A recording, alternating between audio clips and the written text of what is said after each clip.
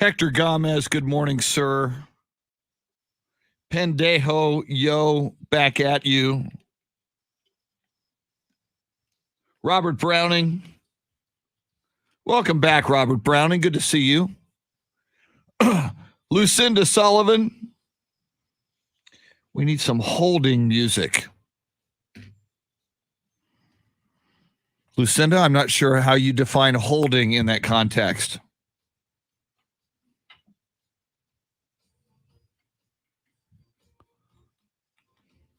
Ralph Balderas, good morning.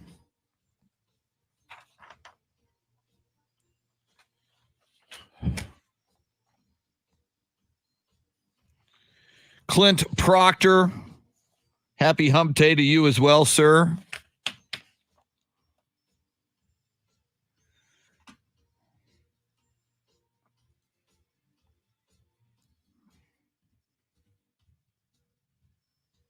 Still looking for a...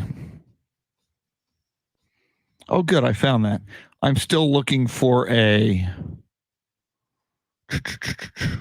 I've got to save that. I'm doing three things at once. I'm still looking for a poll question.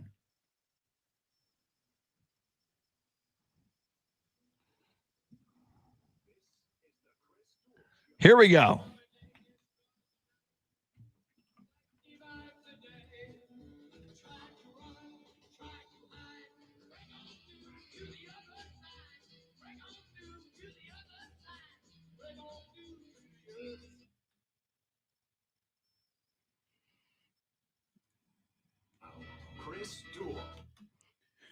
Welcome in on a Wednesday, a windy Wednesday, a little windier, a little cooler than I was prepared for.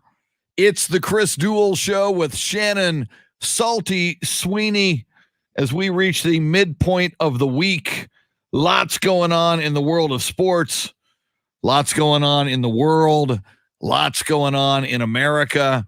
We might talk about just a little bit of all of that stuff this morning. We appreciate your joining us. We always do. Your soundscape stylist, Jeremy Fouts. A little bit later, we'll find out what he got his mom for her birthday yesterday. It better be good, or Shannon and I will wag a finger at him and publicly shame him across the state of Texas and around the world on the iHeartRadio app and on Facebook Live, where we stream live video. Shannon, Salty, Sweeney, I see you wearing a jacket or a hoodie on Facebook Live. I see Jeremy Fouts wearing a sweat top. I woke up this morning, silly me, thinking it was April 21st. And I've been through many April 21st in South and Central Texas. Typically, April 21st in the San Antonio area means fiesta. Fiesta means spring. It means sunshine. It means Mexican food and beer and fun. So I just, I rolled out of bed, did my thing, walk out the door. No need for a jacket. No need for a sweatshirt. No, I got my little t-shirt. In fact, it's my inaugural season of the San Antonio Commanders of the Alliance of American Football. That worked out well for me. Yeah, that aged well. Woo. But I step outside and oh my God, it's windy, it's cold, it's uncomfortable. I'm already out the door. I locked the front door. I'm a little bit late to get to it, so I don't have time to run back and go get a jacket or a sweater. So I just gutted it out, and then the walk from the car across the parking lot here at the palatial iHeartRadio headquarters on Stone Oak Parkway, north of San Antonio. I thought I was going to die. Anyway, don't mean to be whiny and cranky, but it's a little too cold outside for April 21st. I agree. I have two jackets very similar to the one I'm wearing, and the one I'm wearing today, what makes it different is that the inside is like super fluffy and meant for colder weather like this. The first thing I do in the morning is I take my dog out. So I was very aware of the jump, and that was very uncomfortable because I'm still in my PJs. I've just rolled out of bed, and I was like, well, I guess it's a big fluffy jacket kind of day today. And I normally have I normally have like a jacket or a sweatshirt or something like thrown in the backseat of my car. But I got my car worked on. It was in the shop for a day and a half. So I cleaned everything out of the car because, I don't want the mechanics having to deal with all my trash and contraband in this. So I cleaned it out. And so anyway, I'm just in a t-shirt today. So it's a little chilly outside. Just a little chilly outside. So we would be remiss if we did not remark upon the big news story in America that certainly reverberated in the world of sports, because the NBA for one and Major League Baseball for two were poised to postpone games if necessary, because historically, when a police officer is on trial for excessive use of force, or in this case involving Derek Chauvin in the murder of George Floyd, second-degree murder, there were 3 separate counts. Typically, that police officer is acquitted. There was a lot of talk of, and it's true in our justice system, you just need one juror, just one, to say, hey, I see reasonable doubt. I can't convict here, to create a hung jury and therefore a mistrial. And there were thoughts that even if that happened, there would be protests which could turn violent in this country. However, it went the other way. Former officer Derek Chauvin found guilty on all 3 counts yesterday. Shannon, I was watching it live. I was riveted to the TV screen based on history. I had my doubts. I was not at all convinced it was going to go this way. But as I've mentioned on this show, and I think most of us will agree, if you saw any portion of that video of Derek Chauvin with his knee upon the neck of George Floyd for, as it turned out, 9 minutes and 29 seconds, certainly your eyes don't lie. And it sure looked to me like Derek Chauvin caused the death of a man who did not deserve to die that day, George Floyd. So I've got to sign up. And it's a sign you can read. It's just one word on Facebook, which is justice. And I realize, and I know one of the prosecutors in Minneapolis said it really isn't true justice, because George Floyd is not going to get his life back, and his daughter is not going to get her father back, and his family's not going to get George back. But at least in this case, and I think the vast majority of reasonable people across this country who have paid any attention to this trial tend to agree. It looks like, at least in our criminal justice system, that the system seems to have at least worked in what the verdicts were yesterday. Yeah, when they announced yesterday that the jury had released a verdict and that it would be read, I think it was in between 4:30 and 5 Eastern time, that felt like a really long wait just to even get to that point. And then when they finally started reading it, there was just, I think a sense of relief everywhere. Yeah. And they went down the row of jurors, and each of them said, yes, yes, yes, this is my vote, very convincingly. And then they took him out in handcuffs. I like you said, I mean, from that video, your eyes tell you, yes, he murdered him. And so for me, I didn't pay too close attention to the proceedings of the case, because I already had my mind decided that, yeah, this dude should be convicted for murder. And thank goodness the jury felt the same way. And now we wait 8 weeks for sentencing. Yeah. And again, and I always want to be careful here, because as you've, I'm sure, found out in your years in radio, Shannon, it happens. People will hear you say something on the radio and they won't clearly get the context in which you've said it. Mm-hmm. And sometimes just based on their bias, they'll hear you say something and they'll hear it the way they want to hear it. I am fully in support of good police officers. And I realize that the vast, and I know many of them, the vast majority of police officers are very, very good people, and they're heroes of our community. They put their lives on the line. And I get that. I don't ever want to sound anti-cop, but human nature tells us there's bad apples in every every facet of society. There's bad apples in radio. There's bad apples. Yeah. We've met a few of them. Yeah. Don't want to mention any names. Chuck Booms, but I used to work with a guy by that name. I won't repeat it. But so I just think it's wherever they are, and especially when crimes are committed, I think we need to do what we can to bring forth justice. And I think certainly the African-American community and people of color in this country many, many times have been on the wrong end of justice that was not served. A lot of people talking about Emmett Till back in 1955, who was murdered.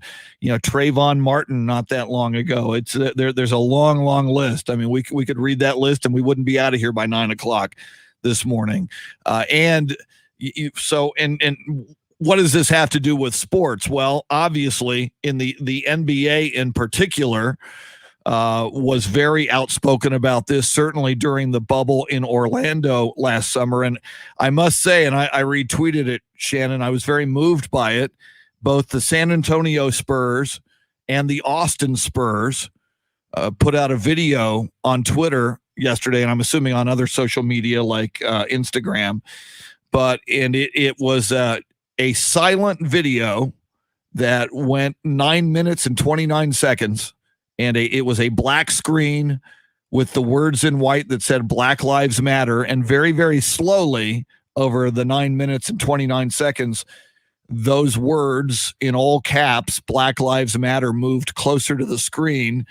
And all the Spurs, the San Antonio Spurs and the Austin Spurs tweeted out were the words 9 minutes, 29 seconds, period.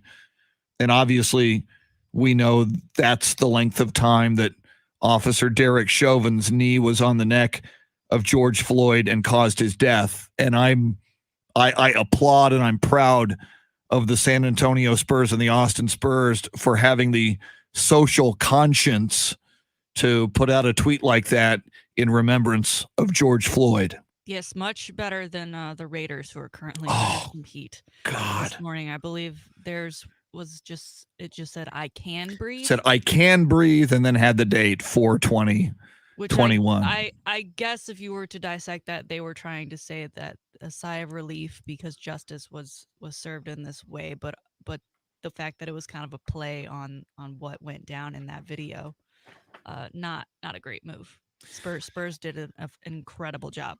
Yeah, and we'll talk about that in a moment. We're going to do the contest here in a sec. But yeah, Mark Davis, the owner of the Raiders, says he stands by that tweet the Raiders did. And I get it. The final words of George Floyd, he repeated it many times, was I can't breathe.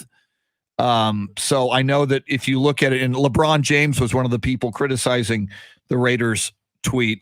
I like you said, Shannon, I get it. They were trying to say the rest of us now can breathe a sigh of relief, but it was viewed negatively by most people, or a lot of people, including LeBron James, who saw that tweet. We'll get into that and more. And we won't. I know some of you, and I understand your point of view, say, hey, I tune into sports to get away from some of these negative news stories, and I get it, and 95% of the time we're with you, and a lot of this show we're going to be with you and dive right into sports. But when a story impacts us as viscerally as this one has, and yesterday was just a big day in that George Floyd saga, I think we would be remiss and we would be wrong if we didn't react to it like the rest of the sports world did, including the San Antonio Spurs, LeBron James, and others. All right, we're late for this contest. Let's do this. We'll do this at 7:20. We do it at 6:20. We do it 12 times throughout the day. It's a little different. I keep reminding you this because we've done these other contests a long time that were a little different from this one, but it's still very easy. You're going to get a keyword. You go to the website, either at Ticket 760 or AM 1300 The Zone. You pop it in. You got a shot at $1,000. Here it goes. It goes something like this. Here's your chance to win $1,000. Just enter this nationwide keyword on our website. Sun. That's sun. Enter it now. Sun. I can use some sun, Shannon, when it comes out today. I don't mean to be whiny, but It's too darn cold. Well, and I think you've already learned this about me on other cold days. I'm not built for cold. I like No, me neither. I like sunshine. I like warmth. I like a pool or a beach or a body of water to just sit by with some nice music and an ice cold frosty adult beverage. So Cold makes me want to bundle up and take a nap. Like in school, when their thing was always, if it's cold, then students will be more focused. It's like, no, this student wants to try and get as comfy as possible. Yes. He doesn't want to be here. I am uncomfortable. When it's cold, I want to curl up into a ball and just get in the corner and just wait till it passes. So yes, Lucinda Sullivan says, I need a Mr. Rogers kit at the office, an extra sweater and shoes. Lucinda, I hear you. I need to. And again, I had that in my car. I was prepared. Do you have a desk? I do have a desk. Yeah, I keep a little small light sweater at my desk. You're smart. And I've done that also. And even this week I had a heavier shirt in that Spurs studio down the hall when we do Spurs games. That gets cold. So I went to my desk. I threw that on top of my other shirt the other day. But then at the end of the Spurs game, rather than walk to my desk, it's like 10:30 at night. So I said, all right, I'll just take all this to the car. And it wound up in my car, and I cleared out the car. So now I got nothing but a T-shirt. But it is, as you mentioned, it did not age well. But I'm proud, Shannon. I stand by so many defunct sports teams in San Antonio. This is the inaugural. We wore it at the inaugural game of the San Antonio Commanders Alliance of American Football. You never know. You may want to keep that in mint condition and you could get something for it one day. Someday. And there's talk now that the Washington football team, one of the possible names is Commanders. So I can say, hey, we had that name first. You could try to sell it to a stupid WFT or WT, whatever the... Yeah, WTF. Yeah, whatever they are. Whatever they are, person. Yes. Well, coming up, and again, for those of you, if you know, we don't dwell on the news, but sometimes the news is big and we talk about it. And this story certainly crossed over into sports and will continue to do so to some extent. But lots going on in sports. NFL draft a day closer. We're 8 days out now. A head coach is extended. We're going to get into that. Extended for 3 years. One of the most stable franchises in the National Football League. We'll talk about that. NBA, Steph Curry getting a lot of talk for MVP.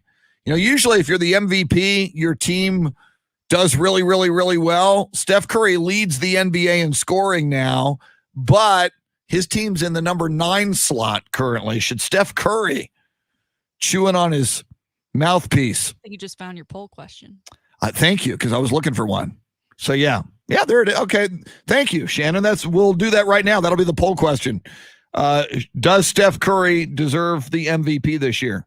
Yes or no? We'll put that up in just a moment. We'll have our high five play of the day a little bit later. Sports history, sports birthdays, salty shakedown. Just after 8 o'clock, the voice of the San Antonio Spurs, Bill Schoening. We love him.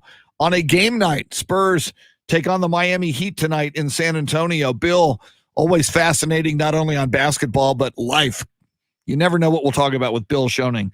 Little Prince, Little Red Corvette off the 1999 album, which is one of my favorite albums of all time. The co-creator of another one of my favorite albums of all time died yesterday. He was a pretty big deal. We'll talk about him and tell you who he is a little bit later as well. She is Shannon Salty Sweeney. We will introduce the boy wonder, the flawless and fabulous Jeremy Fouts, and we'll see what he got his mom yesterday for her 420 birthday. Was it a bong? Did he go to Planet K and just get her some drug paraphernalia? We'll find out. We're with you till 9. It's the Chris Duel Show. Okay.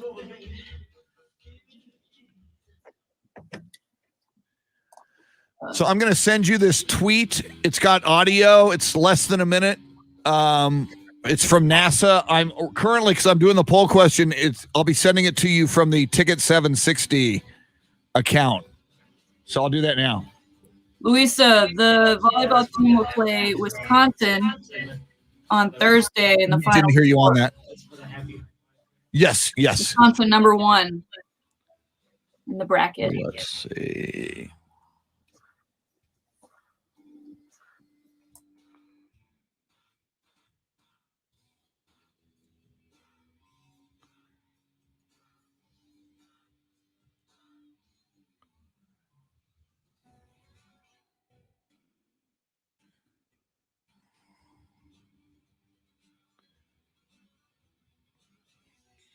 Okay, I just sent it to you. There's a little moment in it where she pauses. So when rather than dead air, I'll probably talk in that moment over her because there's some silence, but there's not. It's like 7 seconds, which is still too long for radio. But anyway, you'll see it.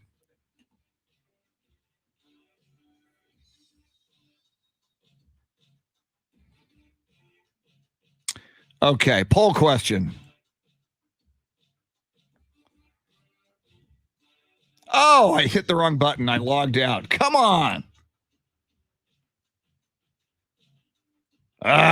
Nothing like wasting time.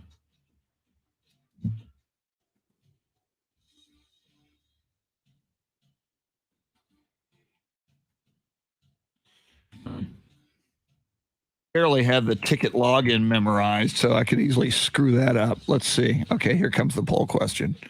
For the love of God.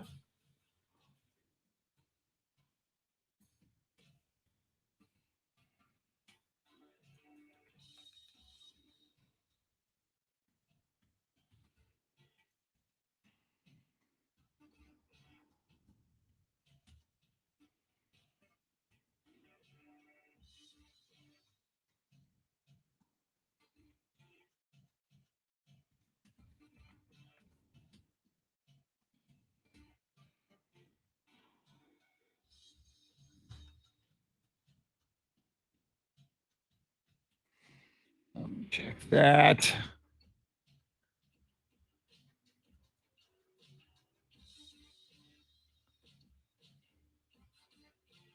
Yep.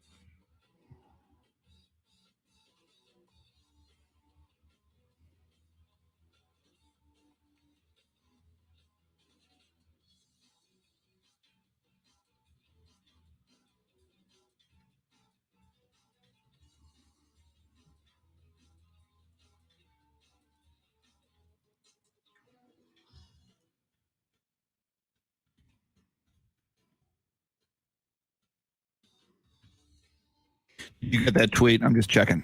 Cool. Thank you, sir. So yeah, we'll run that. I'll ask for that audio when it's time.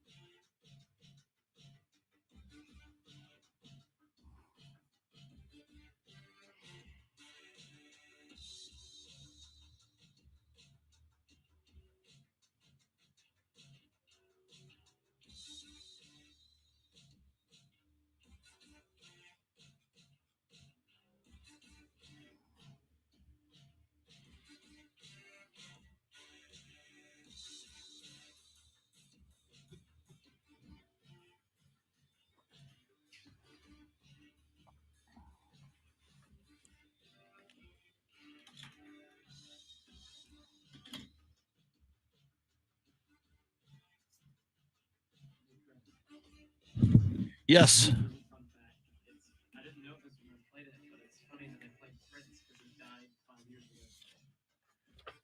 Whoa, whoa, whoa, whoa, whoa. That's amazing. We'll talk about that coming back.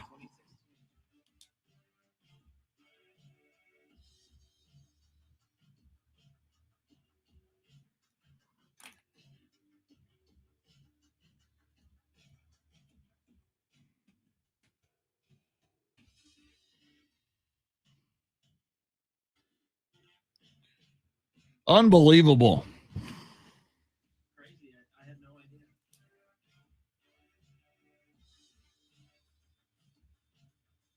He was 57. Unreal. And just like Tom Petty, an accidental overdose of pain medicine. I mean, both of them had severe back pain. I think there was fentanyl involved.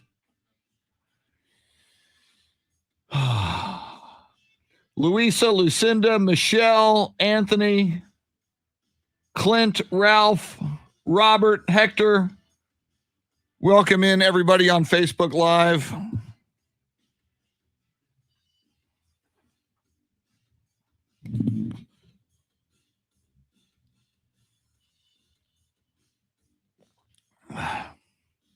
You want to, if it's not too late, and it might be too late, you want to come back with some Prince and we'll back reference it? Yeah, 1999 or anything. And if it's too late, even the same song would be okay.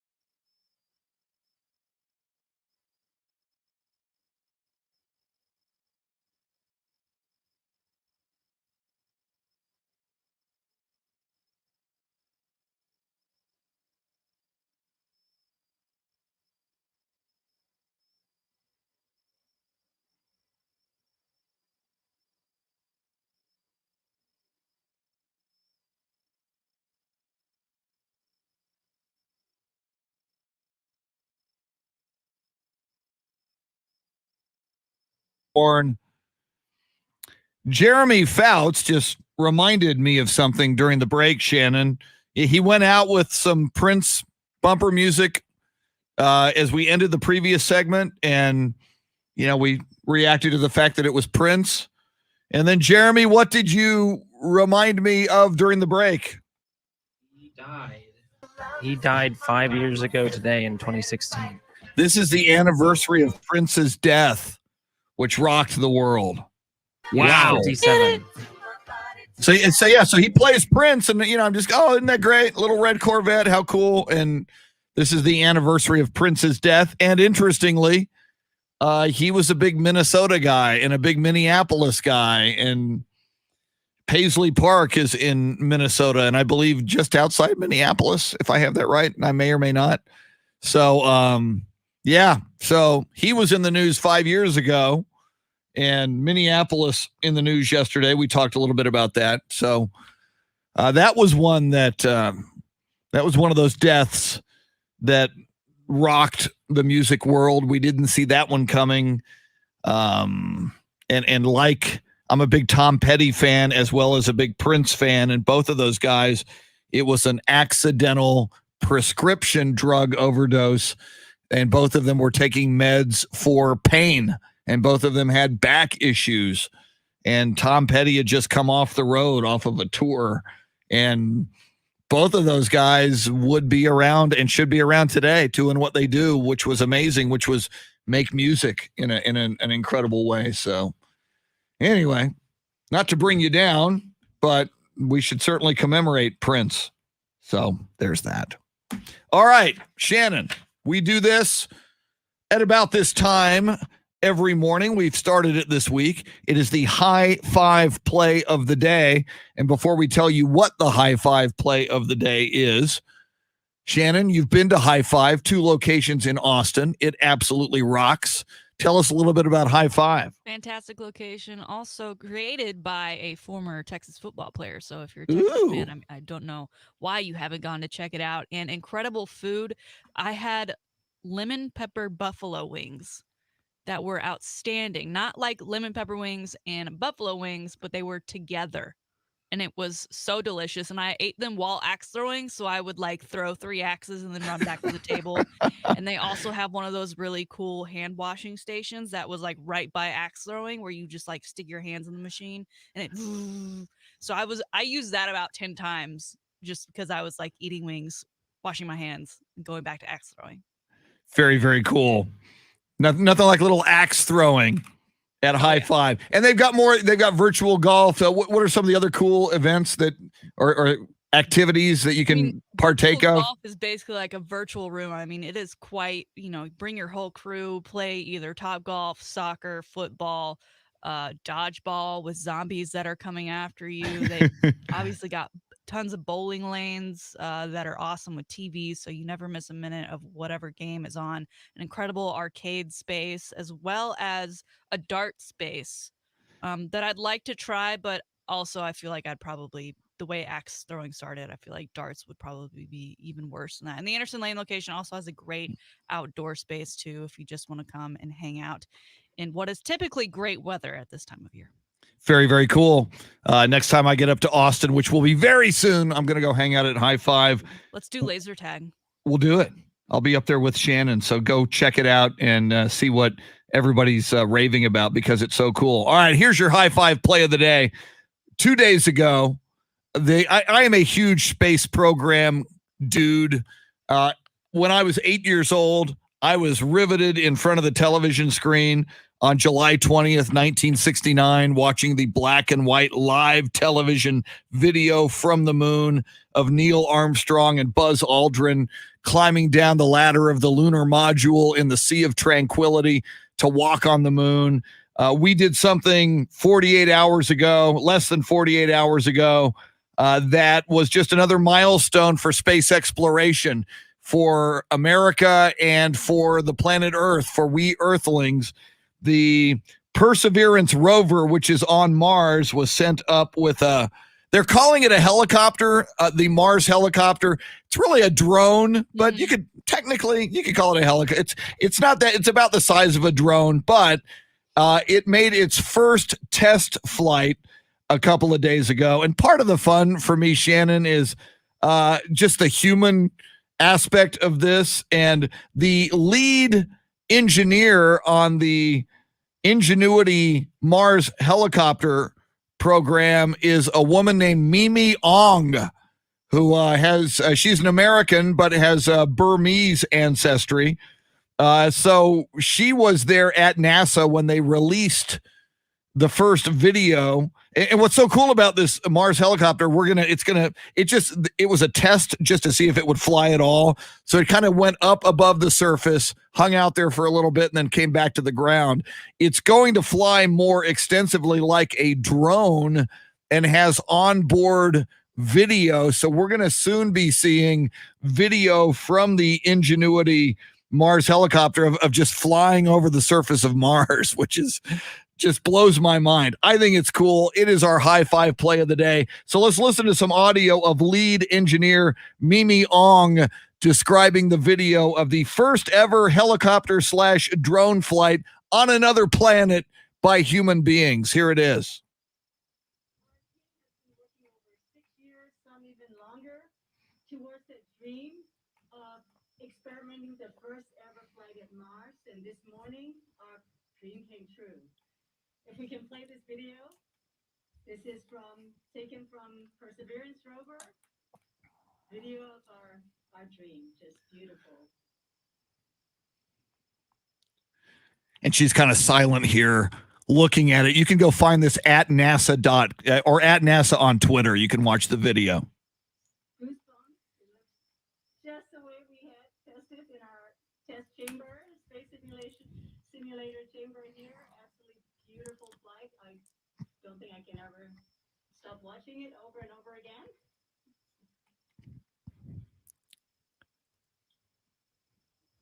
Oh, and lands. Part of the fun for me, Shannon, is these engineers who are brilliant and work so hard and long. And Mimi Ong has been attached to this project for years and years and years.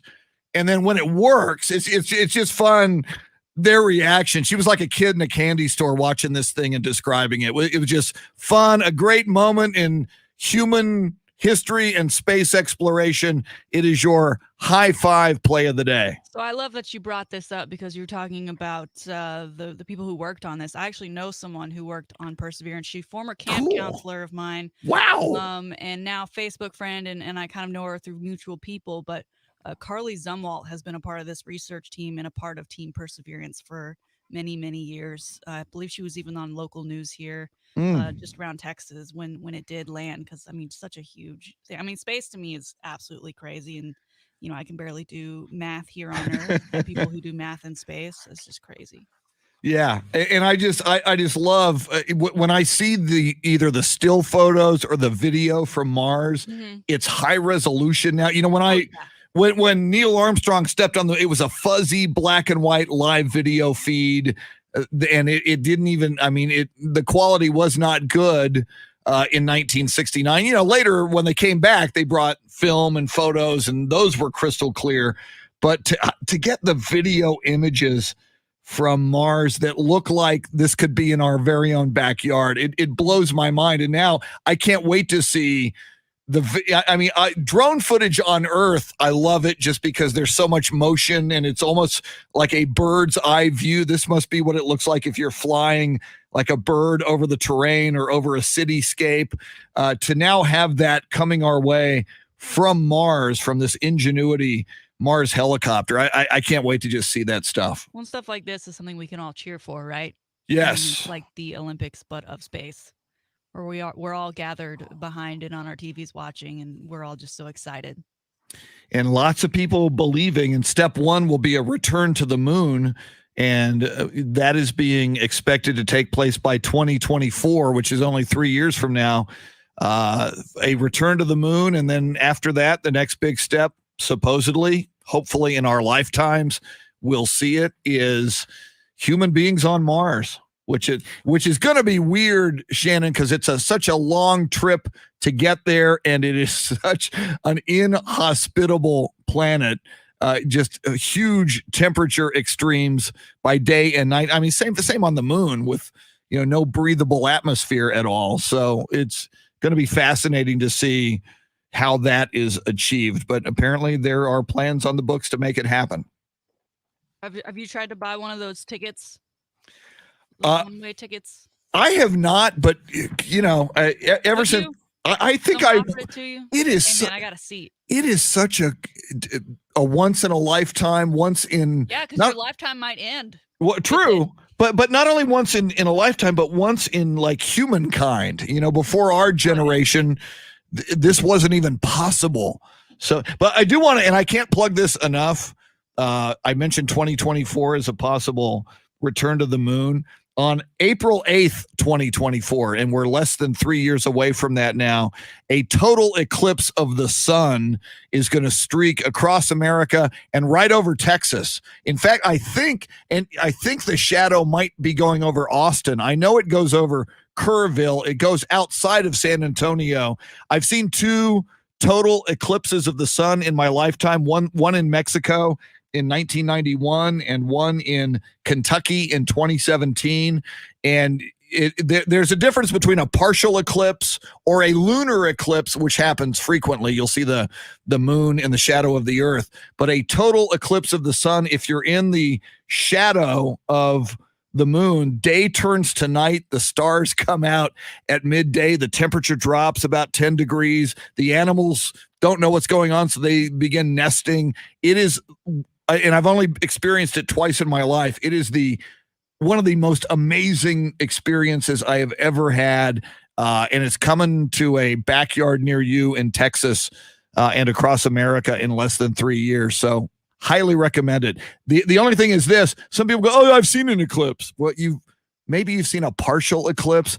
If at 99% coverage of the sun, the light is still 10,000 times brighter than if you're in totality. So you need to be in the path of totality to where it's 100% eclipse. Even at 99% eclipse, it's not the same. So I'm a total freak when it comes to solar eclipses. And if you still know me in 3 years, Shannon, if I'm lucky enough to be alive, I'll be a total evangelist and freak for the April 8th, 2024 total eclipse. I was gonna say, hopefully our show's still carrying Woo! on, so that you can remind me as we get closer. Because I don't even know what I'm doing for dinner tonight. I'm not sure what I'm doing in 3 years. And while we have a little bit of time before we hit the top of the hour here, we've got to get to Jeremy and his mom's birthday. Yes, We need to know how Jeremy. you got her. To recap, your mom's birthday was yesterday. She was joining us on Facebook Live. We asked you what you got her for her birthday. Rightfully so. You didn't want to spoil the surprise. Yeah. So now, come clean, sir. Well, I followed you guys' suggestion, and right after work, I went and grabbed her. I got her a Tesla with my iHeartMedia money. So Oh, there you go. And that's mom. Is that you and mom in that photo? That's my dad and mom. Okay. I See, I bet don't know Jeremy why he just was sat there. in it and played games the whole time on the Yeah. fancy screen. I might have played some games, but there you can see. Very Congratulations. nice. to Steph out. So, Wow. You got her a thank Tesla. iHeartMedia for my great. Son of the salary. Year award. Wow. Yeah. so Wow. there you go. And Elon Musk with his Tesla plant. Is it a plant or is it a dealership in Austin? I don't think Tesla has dealerships. I think they just have plants because I think Okay. all of their sales are typically through online. So they manufacture those in Austin I now? think they're going to manufacture the trucks. I don't know when the plant opens. Okay. I live near a Tesla something or other, but Oh, that's all I know. Now, didn't you tell us a few weeks ago that you saw like activity in the parking lot? Yeah, some At- dudes at with flashlights 4 in the checking morning? the seats. Like, I guess someone would be in there. I don't like Teslas are all electric, right? So I would assume all of the ones that they just have on the lots where there's no cages or anything that they're in, that they're not going to go anywhere because they're not charged. So I don't know how you'd steal one. But I guess Well- maybe they thought people were checking them out earlier and left their wallet or something in there. I don't know. It was very strange. Very interesting. Well, congratulations. And Luisa Alanis jumps in, and a bunch of people said this yesterday as well. Jeremy, Luisa says, happy birthday to your mom.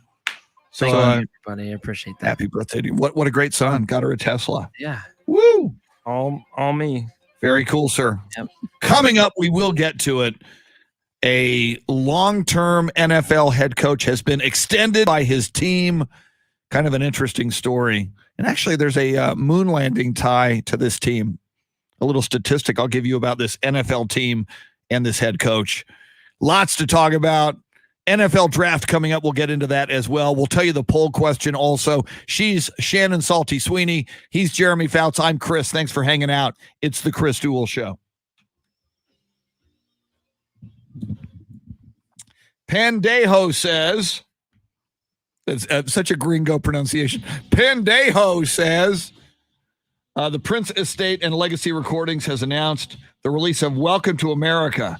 Prince wrote and recorded the album before a 2010 tour, but it was never made public. Wow. The title track, Welcome to America, is already streaming on several platforms, including Spotify and Apple Music. Wow, I did not know that. Thank you for telling me. I got Apple Music. I'll go listen today. The album drops July 30th. Cool. Steve Duraco, good morning. I am in dire need of coffee. Jeff Garcia, welcome. Jeff, I am watching For All Mankind on Apple TV Plus. I love it. Think I've got 2 episodes. I'm 2 episodes behind on season 2, but I love it. In fact, I was telling Steve Duraco about it, and it is. It starts out in 1969. It's the summer of 1969, and the Russians land on the moon first instead of the Americans, and it's an alternate history of space exploration. And Jeff, it is. I love it. It's wonderful. All right. I bring in my own Strata tanker of coffee. We have just gone to the we'll be right back screen, so don't go anywhere.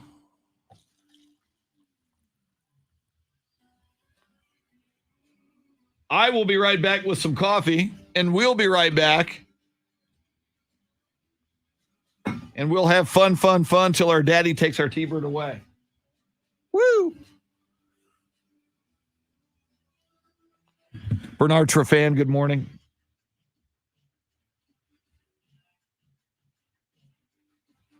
Very funny with the Tesla, sir. Very funny.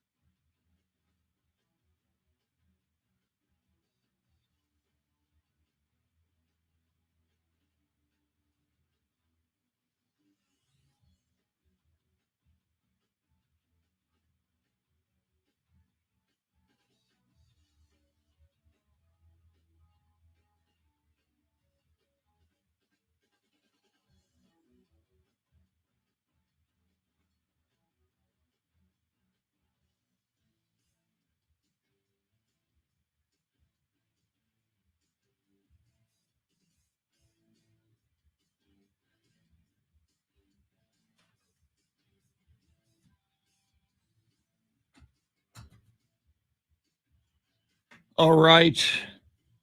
Yeah, I know a lot of people don't like that screen, Louisa. We'll have to come up with another plan. I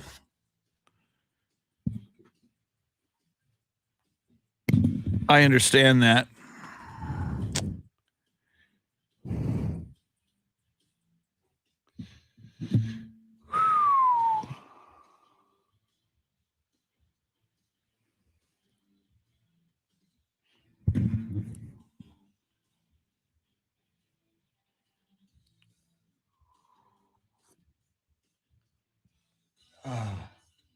And oh, by the way, I don't control that screen on my end, Louisa. So I'm not.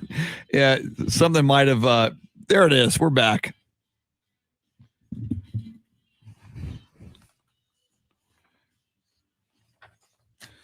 Let's see.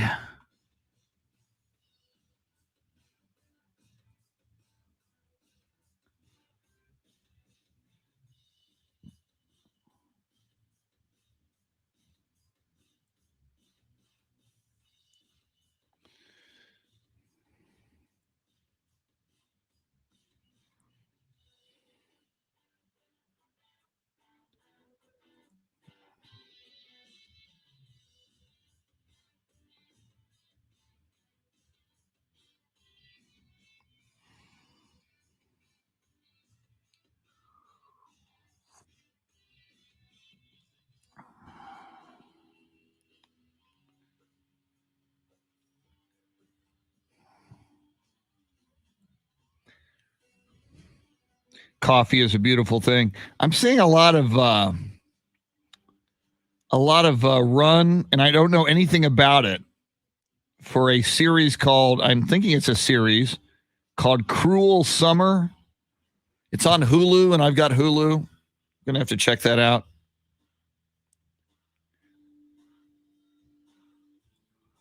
See if it's any good.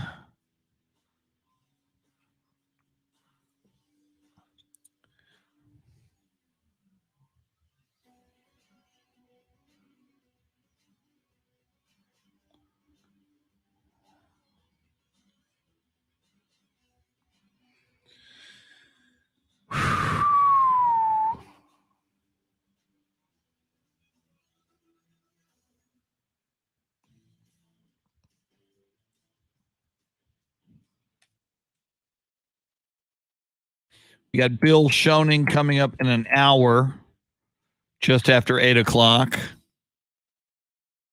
In this hour, we've got sports history, sports birthdays, the Salty Shakedown.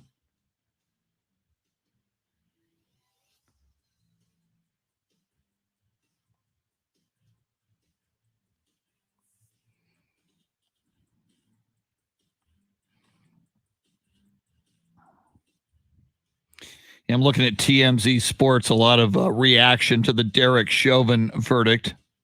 Draymond Green, I think my least favorite NBA player, says the Chauvin verdict isn't the end of bad cops. There's more work to do. There's a video.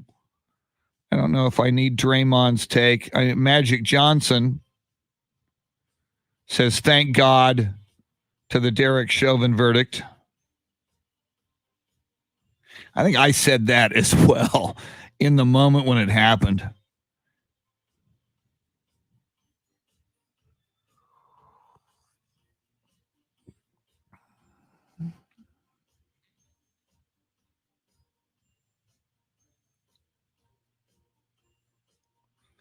A Montana mountain biker chased down a path by a black bear on video. I guess you got to hustle on that mountain bike. Jameis Winston vows to rise to greatness after going from the number one pick to NFL laughingstock.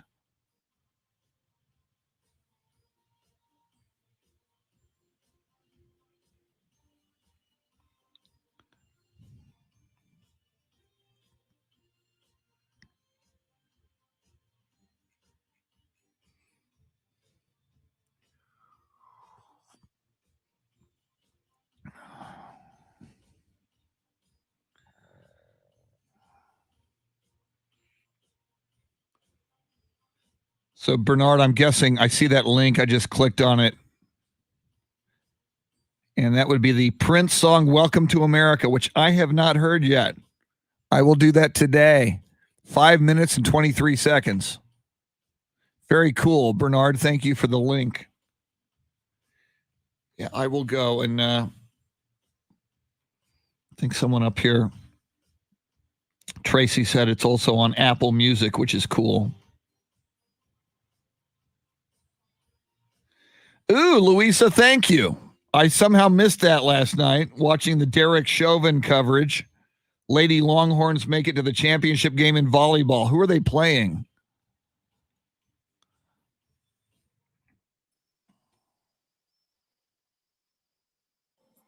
Chris, they haven't made it yet.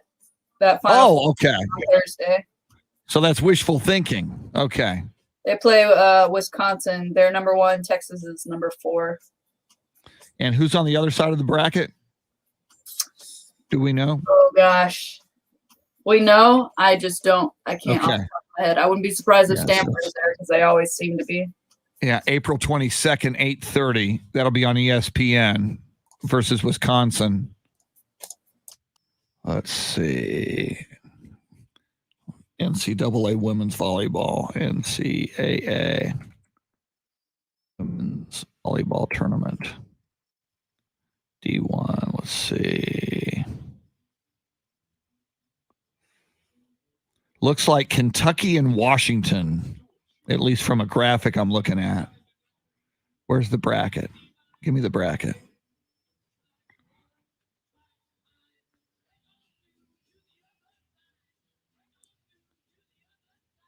It's not a very readable bracket, but it does look like Kentucky and Washington. Chris Duel. Wednesday. As I reach for my headphones on my head and they're not there, so I better put on my headphones. They recommend these in radio. Wednesday, April 21st. We all made it through 420, I'm assuming. If you're listening to this show or watching this show, you somehow survived 420. It is April 21st. It's the middle of the week. It's all downhill from here. It's the Chris Duel Show, along with Shannon, Salty, Sweeney, Jeremy Fouts, who just revealed he used his high-paying radio salary to get his mom a Tesla for her birthday yesterday. That's a beautiful thing. We've got all kinds of developments in the world of sports, lots of reaction as well. We talked a good deal about it in the 6 o'clock hour. The Derek Chauvin verdict, found guilty on all 3 charges in connection with the murder of George Floyd. Lots of reaction in the sports world. I was going through some of that as well during the break as we stream live video on Facebook Live, both on Ticket 760 and AM 1300, the Zone's Facebook Live pages or Facebook pages. There's also a live feed via YouTube and Twitch now and then. Are you just always pushing it out to Twitch, Shannon, these days? We're always on Facebook, YouTube, and Twitch. Facebook, YouTube, and then Twitch. You can find all that through Twitter as well. Sweet. I will eventually have all of that down. We've got another contest coming up for you here at 7:20. Less than 12 minutes from now, your chance to win $1,000, which is a beautiful thing. A little bit later this hour, this day in sports history, sports birthdays, including a very notable Dallas Cowboys quarterback having a birthday today. Shannon's Salty Shakedown coming up. We also have Bill Schoening just after 8 o'clock, the voice of the San Antonio Spurs on a Spurs game night. Spurs coming off 2 road wins in a row. And they're going to see if they can win a home game tonight. It's the Miami Heat at the AT&T Center. Spurs 16-10 on the road, playing very, very well on the road. At home, not so much this year, but there's still some time to correct that. And the NBA, Shannon, has a little something to do with our poll question this morning. Yeah, we came up with it earlier. Steph Curry now in the conversation for MVP. He's, of course, the highest scorer right now in the NBA, so he has entered that conversation. But as you mentioned, typically you see an MVP player lead their team pretty deep in the playoffs, right? Have a pretty good record for the season, and they're barely, I think last we checked, they were at 500. It's right at 500, yeah. In that kind of 9th spot in the West. So just asking, even though his team is at 500, should NBA scoring leader Steph Curry be the MVP this season? Simple, yes or no. Right now, 72% saying no. 72% say no. And I wonder how much of that might be a bias. Because I know there's a lot of Spurs fans listening. But whether you're a Spurs fan or not, and you, Shannon, you're a Dallas Mavericks fan, there's a little bit of a bias against, I think, the Golden State Warriors and Steph Curry. They were so successful for so long. I am finding it kind of interesting this year, that they are, without Klay Thompson. And of course, Kevin Durant left 2 seasons ago. So they've got to fight a lot harder, do the Golden State Warriors. But I'm looking at the scoring leaders right now. Steph Curry leads the NBA in scoring with an average of 31.4, just a little bit ahead of Bradley Beal of the Washington Wizards. He's at 31.1. Your guy, Luka Doncic, is the 5th leading scorer in the NBA at 28.6. In between the top 2, Curry and Beal, and Luka at 5 would be Joel Embiid of the Sixers at 29.9 and Damian Lillard of the Portland Trailblazers at 28.7. So I've always found it unusual in all sports that to be the MVP, your team has to be really, really good and have a really stellar record. I think you can have an MVP, and I think maybe there should be broader consideration for MVPs. A guy I think should be considered this year as well, Chris Paul, who goes to Phoenix. Phoenix was a very lackluster team, and now they've got the second best record in the league, I do believe, and certainly in the Western Conference behind the Utah Jazz. It seems like everywhere Chris Paul goes, his teams win. I'm not a big Chris Paul fan as a person. I think he's a little bit of a whiner on the court, but I can't dispute what he seems to do everywhere he goes. So I applaud what Chris Paul has been able to do this year in Phoenix. I like Chris Paul. I think the knock on Chris Paul is that he's just never gotten it done in the playoffs. And people, he's been in the league quite a bit now, and people just remember that, and he keeps bouncing around. Like, when you say Chris Paul, I don't know people think of him as a Phoenix Sun, right? I think people probably still picture him in a Clippers uniform. That's where my head immediately goes. But since then, he's started in New Orleans, and then he has been in Houston and OKC, and now he's with the Suns. So I think that's part of it too, because when you win MVP, like, you are then attached to that team that you win the MVP for. And then with Steph Curry, I part of it is just the politics of it all, I think, because the NBA now at the end of the year, they have this award ceremony, right? And Steph Curry is just a popular guy on social media and with the kids, and even though his shoes are ugly, the kids are buying them, and he's just a guy that you want to have in a conversation because he is popular and will draw attention, whether or not he deserves it or not. Now, he's been playing crazy, lights out, fantastic, but again, those performances aren't lifting his team up to where they've been in years past. So in comparison to where they used to be just a couple of years ago, it seems like, why would he be an MVP candidate when we have a guy like Nikola Jokic who's killing it for the Nuggets right now, especially after they're down one of their key players. And they're obviously playing really well and have a great record, but I think they have Steph Curry in that conversation just because they have to have a guy like Steph Curry in that conversation.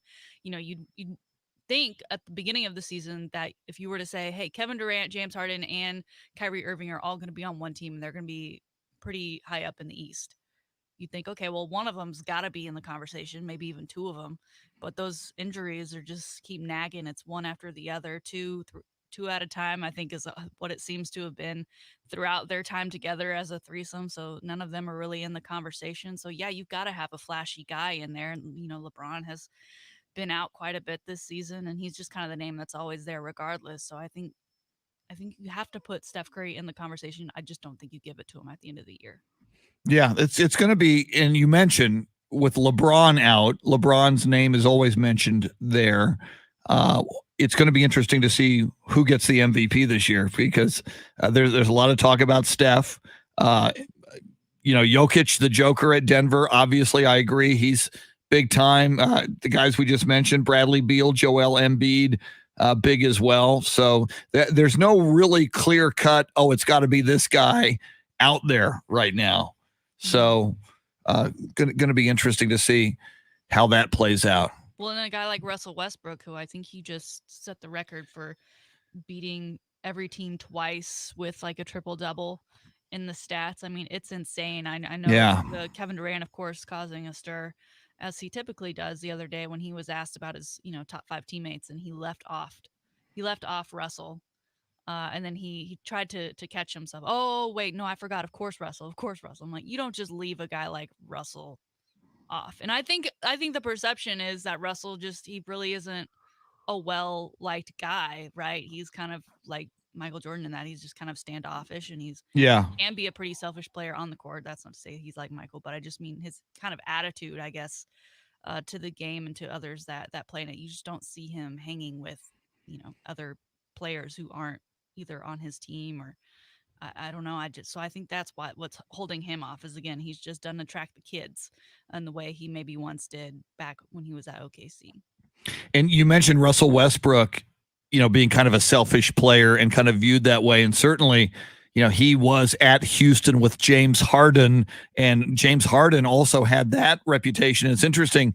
Yeah. What a weird journey it's been this year for James Harden. We talked about it at the beginning of the season when he wanted out of Houston, and it looked like he was wearing a fat suit, literally. And I think we both, Shannon, agreed that's what he was probably doing. He looked out of shape. He was not playing well. Then he goes to Brooklyn, and he's not only does he play great, but he becomes an unselfish player. He becomes a distributor in a way he had not been a distributor previously at Houston, or even if you go way back to his days at Oklahoma City.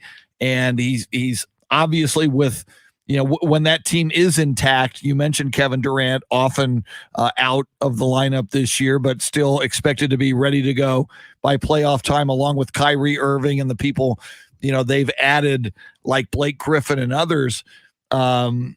James Harden now playing team basketball, and I'm going to be fascinated to see how that Brooklyn Nets team does in the playoffs, because you've got everybody's a little dysfunctional, or at least has been in the case of James Harden. Certainly Kevin Durant is kind of a diva, and Kyrie Irving is just kind of a head case. So, and none of those guys play defense. And, the adage in play what? Yeah, exactly. We don't even know what that word is. So it's going to be very interesting to see how that plays out come playoff time. And playoff time, less than a month away. The regular season ends, at least for the Spurs, on the 16th of May.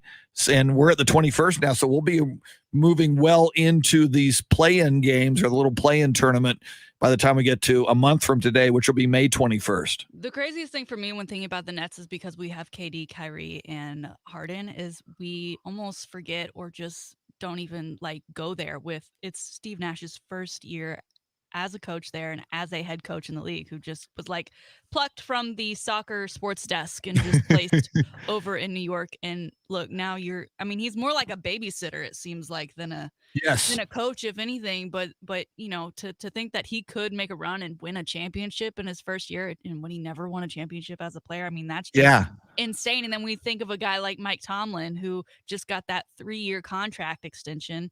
His record is 146 wins of his 14. He's been with the Steelers for 14 years. That's got to be the quietest, longest streak ever, because 10 years I could buy, but when you say 14, that is a long time to be a head coach in the NFL, especially with that high turnover rate. And for them to extend him 3 years is very interesting, because every year I think we start to think, is this going to be the last year for Big Ben? Right. And so that 3 years is almost like a window of, okay, we're going to let you transition to a new quarterback and see what you do with him. And maybe if it doesn't go well, we're going to have to find either a coach that works better with that new quarterback, or we're going to have to find a new quarterback, or something's going to be changing here. But it's interesting. He's been extended 3 years to 2024. And I think he deserves it. He's incredible in what he's done. And last year, obviously, they started off so hot, 11-0, and then ended 12-5, I think. Yes. Which not so hot. That really put a scar on them. I wouldn't be surprised if they came out hot next year, just after how bad they played to end it, but I mean, that guy deserves it. That guy, I think, is a Hall of Famer. You talk about the stability of the Pittsburgh Steelers. I heard this statistic this morning that is mind-blowing to me. And in the last segment, we were talking about Mars and the helicopter on Mars, and I took it back to when I was a kid and saw the moon landing in 1969 of Apollo 11. Since the Apollo 11 moon landing, the Pittsburgh Steelers have had 3 head coaches, Chuck Noll, Bill Cowher, and Mike Tomlin. You mentioned the 14 years of Mike Tomlin. That's how stable that franchise is. 3 head coaches since the moon landing in 1969. That is absolutely crazy. Yeah, and he's now like the 21st most winningest NFL coach. Yeah. And I think he's had a winning season for all 14 of those seasons. They're always knocking on the door. I mean, as a Cowboys fan, and we never know what we're going to get as a Cowboys fan. Are we going to go 8-8? Are we going to go 10-6? An occasional 3-13, and then an early exit from the playoffs? Whereas Steelers just always relevant, always knocking on the door, always a threat. So tell you what, it's 7:20. We do this at 7:20 and at 6:20, and we do it 12 times throughout the day. It's a contest, a chance for you to win $1,000. Contest a little different. You're going to hear a keyword. Then you go to the website of the station you're listening to, and you're either listening right now to AM 1300 The Zone or Ticket 760. However you're listening, on the iHeartRadio app, over the airwaves. You might be joining us on Facebook Live or even Twitch, for crying out loud. You take that keyword, go to one of those websites, and you're in the running for $1,000. Here's the contest. Win $1,000. Just enter this nationwide keyword on our website. Stock. That's stock. Enter it now. Stock. We'll be doing that contest throughout the day, 12 times throughout the day. So many, many more chances for you to throw your name in the hat and get a shot at $1,000. And I forget how young Mike Tomlin was when he was hired. And that's why God created Wikipedia. Yeah. It was kind of a leap of faith on the Steelers' part when they hired him. But once again, a very good organization. They clearly knew what they were doing. They hired a very, very good coach.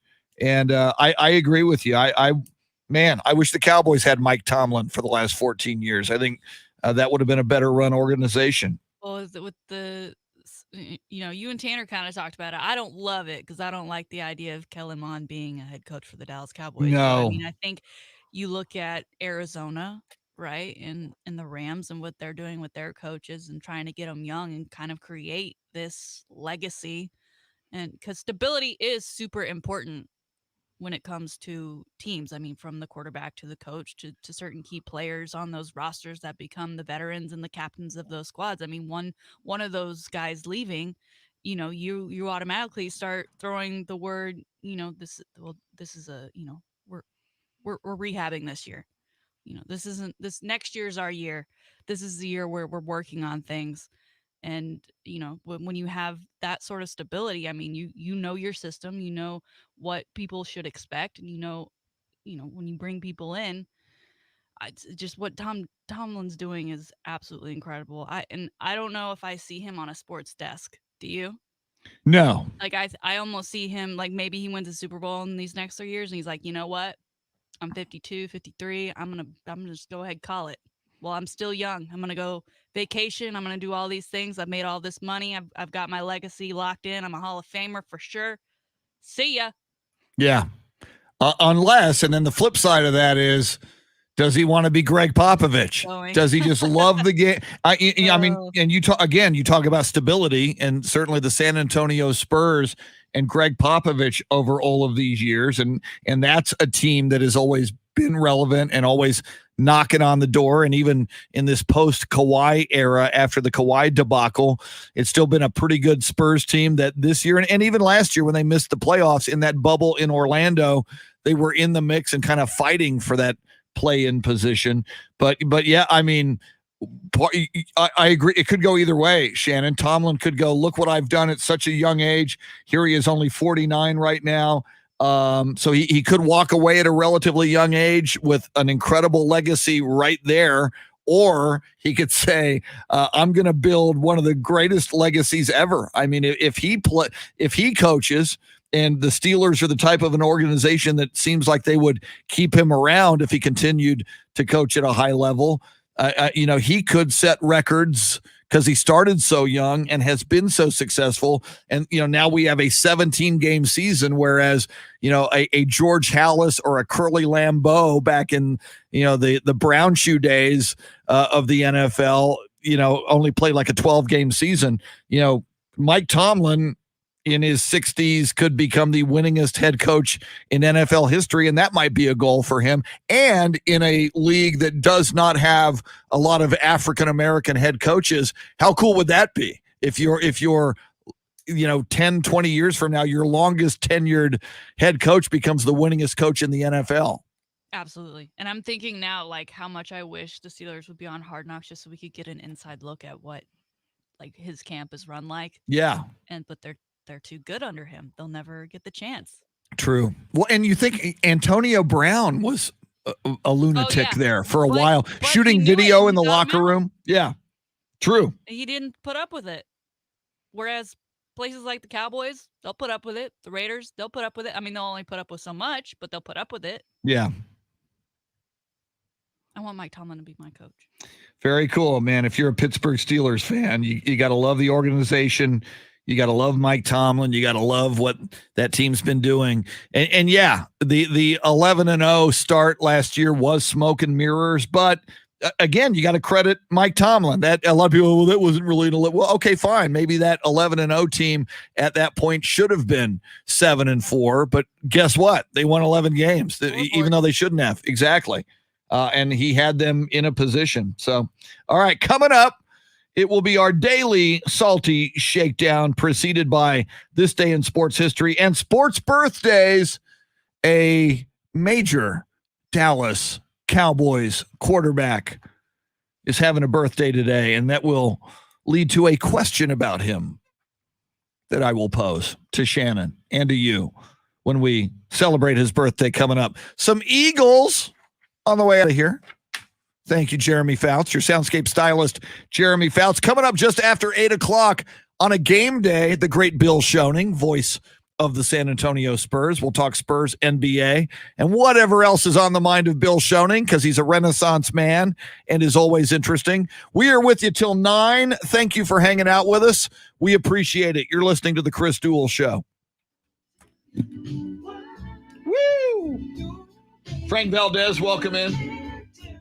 AD Ibarra, what is up? Let's see. John Williams says, check my Facebook Messenger.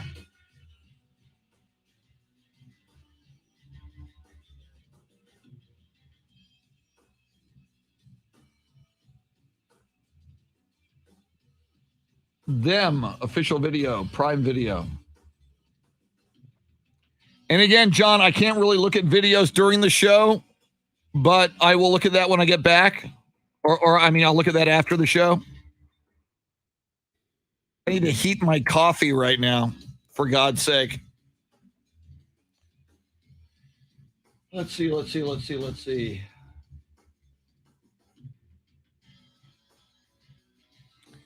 Jason, I will try to remember to ask Bill Schoening that question. Do you do any impersonations other than Harry Carey? I like it.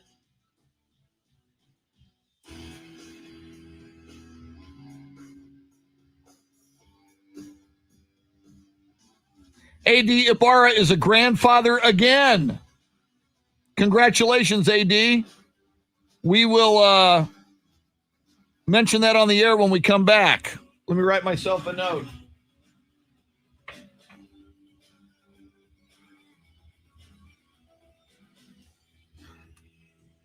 Sky Kelani Ibarra. Cool name.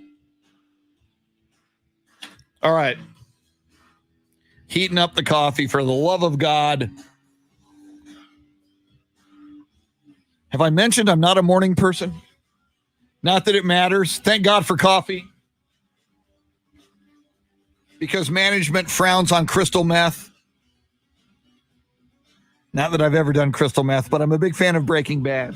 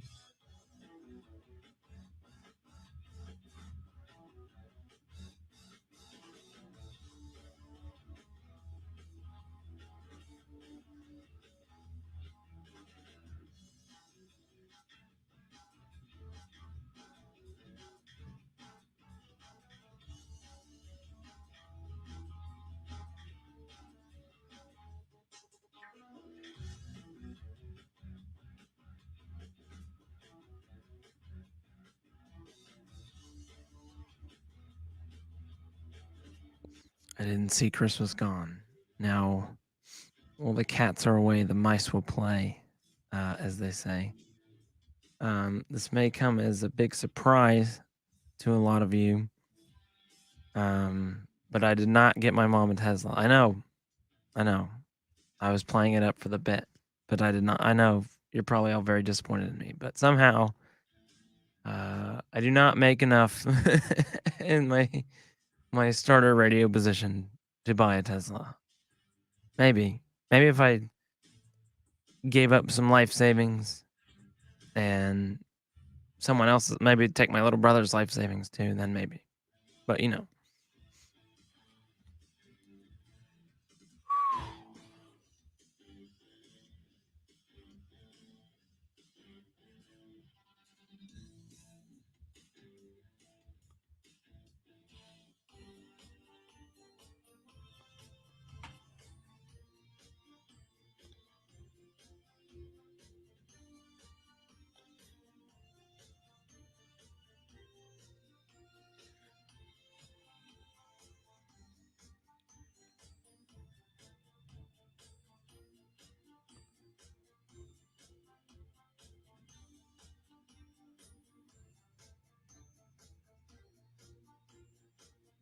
Anthony Huerta, good morning.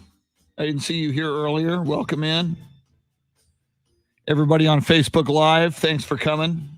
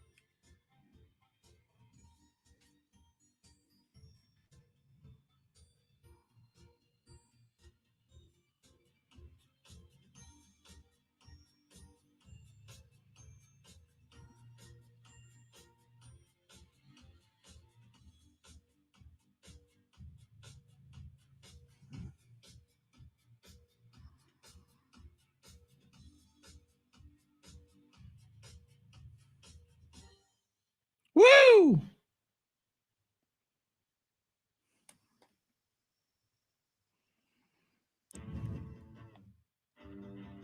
Here we come.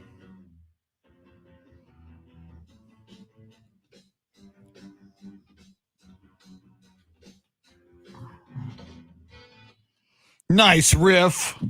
Chicago is the band. Jeremy Fouts is your soundscape stylist. He is the boy wonder. He is the flawless and fabulous Fouts. He is the nephew of NFL Pro Football Hall of Famer Dan Fouts. At least that's my story, and I'm sticking to it. Chris Duel Show along with Shannon Salty Sweeney. And Shannon, we got to give some congratulations here. A.D. Ibarra, who listens to the show regularly and sometimes calls in. A.D. Ibarra says he is a grandfather again welcome to the world, Sky Kelani Ibarra. Welcome, Sky. Congratulations. Congrats. S-K-Y-E. Sky Kelani. That's a very cool name. He says she will be a future LPGA golfer. Very nice. Good to have your destiny mapped out for you just hours after you arrive on the planet. And why the heck not? Of all the things you can do, why not be a pro golfer? It's very cool. Get her listening to the show. Woo, yeah. Bring her up well, AD. She'll learn so many things, including in just a few moments on the Salty Shakedown, I am sure. Just want to let you know, we're with you till 9. Thanks for being here. We are streaming live video, as we always do, on the Facebook pages of AM 1300 The Zone, Ticket 760, also via YouTube and Twitch. We are all over the place. And when we don't have a guest, and we do at 8 o'clock, just after 8 o'clock, the great Bill Schoening, the voice of the San Antonio Spurs, is going to join us. But your phone calls are always welcome. 800-707-9760. 800-707-9760. Before we get to your daily salt down. Great. Good coffee's not even working this morning. It's windy outside. It's too darn cold. And I can't even speak properly, Shannon. That's right. I get paid to communicate for a living. The Salty Shakedown coming up a little bit later. Within moments, in fact. But first, how about this day in sports history? Thank you very much. See, I can tone it down a little bit. It's just not normal. It's just weird. But I like weird. This day in 1904, April 21st, 1904, baseball legend Ty Cobb made his pro debut for Augusta of the South Atlantic League. This day in 1987, the Milwaukee Brewers lose after 13 straight victories to start the season. Brewers started 13-0. That's pretty cool. This day in 1989, two men became joint CEOs of the Texas Rangers baseball team. They were Edward W. Rose and a man named George W. Bush. That George W. Bush would kind of become a little more famous down the line. This day in 1991, in the NFL draft, the Dallas Cowboys selected with their first pick defensive tackle out of the University of Miami. He had played previously for Jimmy Johnson, Russell Maryland, who would wind up winning 3 Super Bowls with the Dallas Cowboys. Pretty cool. This day in 1996, the Chicago Bulls wrapped up a 72-8 regular season. At the time, that 72 games was an NBA record. Warriors would get 73 in the more modern era. This day in 2001, in the NFL draft, with their first pick, the Atlanta Falcons selected Virginia Tech quarterback Michael Vick, who kind of enjoyed dogfighting later in his career and would go to prison for it. And this day in 2012, Chicago White Sox pitcher Philip Humber pitches the 21st Major League Baseball perfect game against the Seattle Mariners. That's this day in sports history. How about 3 sports birthdays? The third will be the most famous, at least in my book. Born on this day in 1887, Joe McCarthy, American Baseball Hall of Fame manager for the New York. He would manage the New York Yankees to the World Series in 1932, from 1936 through 39, 1941, and 1943. He was born in Philadelphia, Pennsylvania on this day in 1887. Joe McCarthy died in 1978. Born on this day in 1898, American Pro Football Hall of Famer Steve Owen. He was a player, a tackle for the Giants, and a coach. He coached the Giants to NFL championships in 1927, 1934, and 1938. Steve Owen was born in Clio Springs, Oklahoma. He died in 1964. But Shannon, your marquee birthday of the day, born today, April 21st in 1980, one Tony Romo. Happy 41st birthday to Tony Romo. Tony doesn't seem 41 to me. You know, it seems like he just retired and he was 35-ish, although he was older than that, clearly. But yeah, I've always, in my mind, Tony's always been like in his 30s and could come back. If he were healthy, he could come back for the Cowboys, but he's 41 now. Yeah, when he retired, it felt like he did it because of injury, but now I guess in thinking that he's 41, age definitely played a bit of a role in that as well. Which begs the question before our salty shakedown, Shannon, does Tony Romo belong in the Pro Football Hall of Fame? You say no. Okay. Nope. He might get in later for broadcasting. Yeah, I think for that he will, at the rate he's going, yes. But for what he did on the field, no. Now, when thinking of what he did at broadcasting, would it be in the back of their minds what he also at times was able to accomplish with the Cowboys? I think both. I agree with you. I think broadcasting is going to put him over the top, either in broadcasting or he'll be such in the national consciousness that kind of like a Drew Pearson, that maybe in a seniors vote 20 years from now, people might look at that point fondly upon Tony Romo's career. Yes. But Tony, as quarterback of the Dallas Cowboys, you've got one job, and Dak hasn't done that job yet either, nor did Danny White. That's deliver a Super Bowl. Roger did it. Troy did it. You become a long-term quarterback of the Dallas Cowboys. That's your one job. Jerry, that's your one job too, dude.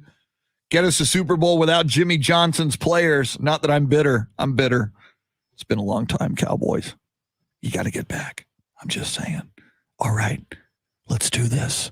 It's time right now at 7:43 for the salty shakedown. Thank you for that introduction. Anytime. Look out upon Augusta for the annual Masters tournament. All right. We haven't talked a lot about our Super Bowl QBs in a while because it's the off season. So they've been chilling. And if you're Tom Brady, you're getting a little bit of knee surgery. But they appeared yesterday on Twitter to take some fun little jabs at each other. Yes, I'm talking Tom Brady and Patrick Mahomes because it is baseball season. And so the KC Royals are doing their thing. And catcher Salvador Perez wore a Tom Brady jersey to batting practice yesterday because he lost a bet with his former teammate. And, of course, the bet revolved around Super Bowl. I guess he bet that Patrick Mahomes would win because KC caught a little video of him at batting practice where he pointed at the camera and said, Patrick Mahomes is the best. Tom Brady saw that tweet, retweeted it, and quoted it that words, actions speak louder than words, whereas KC was trying to say sometimes words speak louder than actions. Well, Patrick saw that and said, we'll see in 20 years. Smiley face.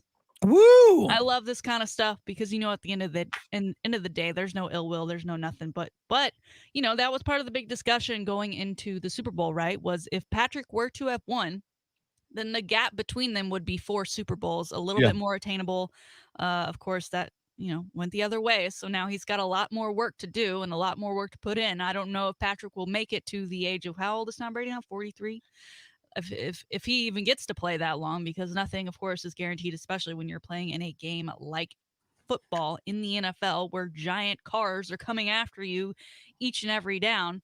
But I love this kind of stuff. I love that they're able to have fun with it. And it's awesome that we saw the NFL mix with the MLB a little bit here. Did you see any of this, Chris? I did see the exchange on Twitter. And I still, and God love Patrick Mahomes, and I do love Patrick Mahomes. But I always go back to, everybody just assumes, Patrick. In fact, I read a story that showed these clips and said Patrick Mahomes will certainly win more Super Bowls. And I always go back to Jeremy Fouts' uncle, Dan Fouts, who never sniffed a Super Bowl, and Dan Marino, who went to the Super Bowl as a rookie and lost big to the 49ers. And they go, he's Dan Marino. He'll be back for a lot of Super Bowls. No, he did not. It ain't easy. And I know right now the Chiefs are the best in the AFC, but power can shift quickly in the NFL. Injuries and other things can happen to your team. So I would not be that cocky to say we'll see in 20 years just yet if I were Patrick Mahomes. I mean, but at the same time, 20 years, you'll either be there or you won't. And everything on the internet is forever. So I'm sure someone has grabbed that and will save onto it. And in 20 years to the day, they will release it with a hot piece of an opinion. All right, keeping with the MLB theme here. I don't know how big of a cook you are, Chris. We're still getting to know each other on that level. I suck. I'm a horrible cook. And for all those that are big in the kitchen, excuse me if I mispronounce this, but the Le Creuset, which is a very popular cooking brand, they're known for their Dutch ovens. Which, my parents have one. I have a $20 Amazon version that works just fine because this particular size runs for $410. But now for $450, you can have one of 4 MLB teams' logos on top of that lid. They've got the Cubs, the Yankees, the Boston Red Sox, and the Dodgers. Now, in promotion of this partnership, they had players from each team to talk about what they're cooking in these pots. One said spaghetti sauce, one said sweet potato casserole, one said he enjoys making tacos, that they somehow have them twice a week during the season because they're just easy to do, and then they talked about how the pot helps them.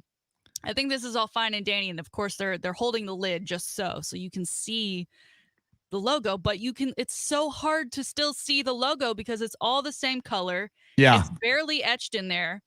This thing is already $410. So I guess if you can shell out that much and you want to shell out the extra $40 to have your team logo on there, okay. But like I said, I've got one that looks almost exactly like the Le Creuset red version of this pot. That was like $20 on Amazon. Works just fine. Are we taking some of these partnerships too far here? MLB and Le Creuset? On a certain level, if you're one of these companies, there are people out there with just so much money that money's not a concept to them. So you may as well throw out about the few teams that did partner, right? The Astros aren't on there. I find that strange. Only 4 Major League Baseball teams. Why would you not have the option? Colors. It's not like they don't. There's a lack of color. Yeah. But and you're. I mean, if you're going to spend $400 for a pot to cook in, kick in the other 50 and get your team's logo on it, why not? Yeah. And I love that all the pictures of the guys that, again, they're cooking, and the lid is just so you can see sort of the logo of the team that they play for, which is still very, very hard to see. But if you're interested, you're a fan of one of those teams and you're a fan of cooking accessories, go grab you one. I hope there's free shipping when you're already paying an arm and a leg for something like that. But I know they're heavy, so maybe they're not. All right, moving on. Jameis Winston is in the news yet again for another speech. Of course, we all remember when he ate the W, right? As a Buccaneer, he tried to pep up his team, and he decided to eat his fingers that after he had formed them into a W. One of the weirder conversations that we've ever seen him hold. He's also been in trouble before for some of his public speaking, probably most notably when he was with kids and he told the girls to be quiet and the boys to be loud. I think it was just he seems to speak without thinking a little too often. And I think he said it without realizing what it meant at face value. But now he's at it again. He was at a camp for kids, and he took some time to embark some wisdom on them, and this is what he had to say.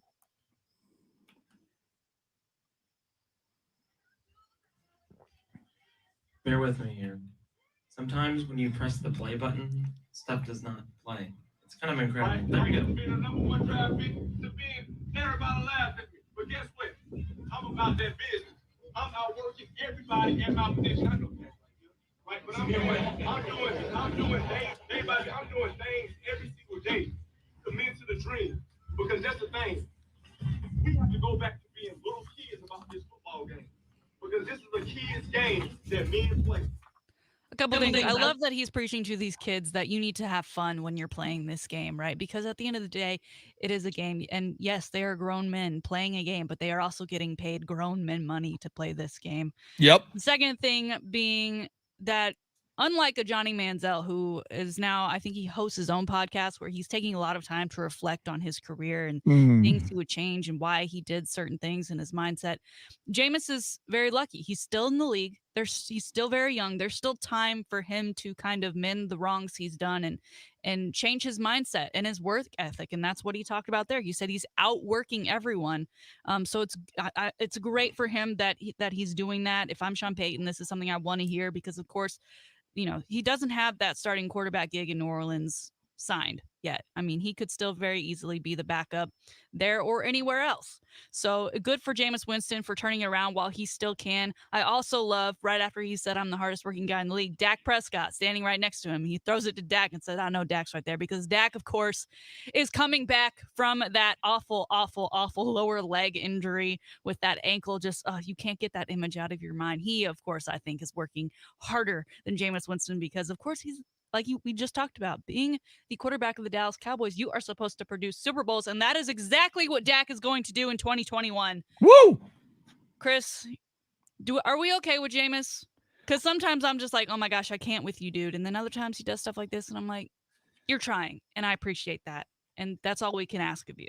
I would love to see Jameis Winston succeed. And you mentioned Sean Payton. I mean, what a gift Jameis Winston currently has to inherit, if he can take it, if he can grab that starting quarterback job in New Orleans, to inherit this team from Drew Brees, who just retired. It is a Super Bowl caliber team. Jameis Winston has made his mistakes. I mean, dating back to when he was in college and was stealing the crab legs from the grocery store. He's made questionable decisions his whole life. But I think we as fans and we as Americans love redemption stories. We love second chances. He's kind of turned into an underdog now. We love underdogs. He's not expected to rise to the occasion and take this job and take the New Orleans Saints deep and maybe even to the Super Bowl. So I hope so. I hope Sean Payton and the system, and I think his realization that this could be his last best chance to succeed in the NFL, I hope he gets it, and I hope he's doing it, and he's certainly talking a good game and saying the right things right now. Yeah, I love that we talked about it the other day about how players in this position, sometimes they go out and do these awful things and, pick your scale of awful.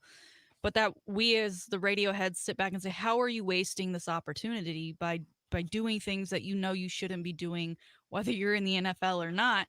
It seems like at this age, I believe he's 27, he's now kind of realized the opportunity he does have, and he's doing everything at this point now to make sure he doesn't squander it. And again, he's in Tom Brady's division, and I am not Team Tom. So if he can step in, be that quarterback for the Saints and beat Tom twice next year, I'm good with it. So good luck to you, sir. And thanks for shouting out my quarterback, Dak Prescott. That there concludes today's Salty Shakedown. Salty Shakedown. I am on Team Tom, by the way. You know that. And someday, young Shannon Sweeney, someday you'll be old like me. And maybe that'll be in 20 years when Patrick Mahomes is, winning his ninth Super Bowl. It's like, I'm Shannon Salty Sweeney. I've watched all of Patrick Mahomes' 26-year career, and now I remember when he was at Texas Tech. I pull for old people. And then you'll go, I remember this Chris Duel guy. Now I know why he liked old Tom Brady, because he was old and Tom was getting old and he pulled for old people. So, that's how it works out. Woo! An excellent Salty Shakedown. Thank you, sir. Thank you very much. On Facebook Live, I see Taro Kotani, the greatest international Spurs fan, joining us this morning from Tokyo, Japan.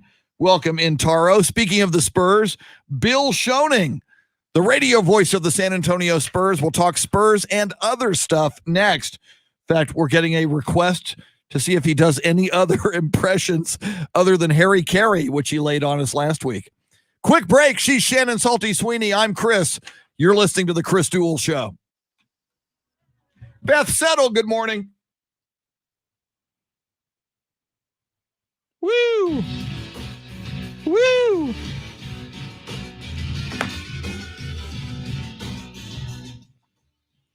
Armando Salinas, let's take a coffee break.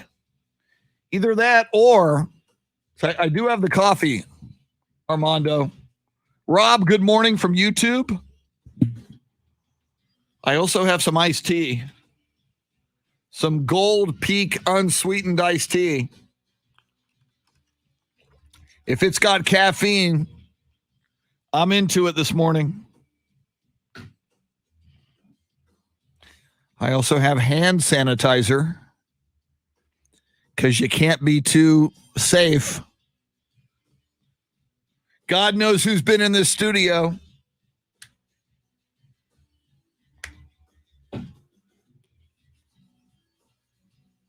I get my second shot tomorrow.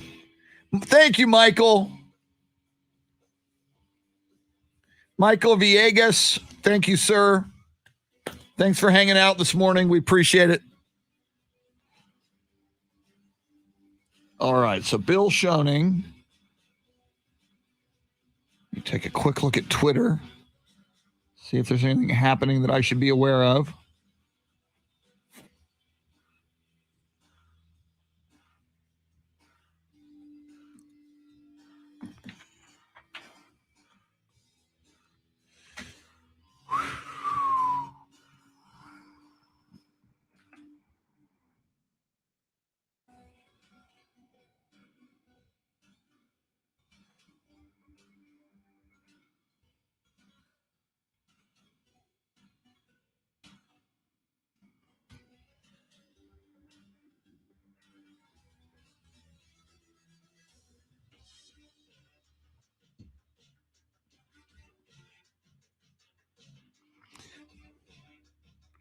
And by the way, Taro, I saw you post a photo of your cutout that is at the Spurs games at the AT&T Center, which is very, very cool because you're wearing your Greg Popovich t-shirt. I do believe I took that photo of you in the WOAI studio. I think it looks familiar to me. So I've got a copy of that photo.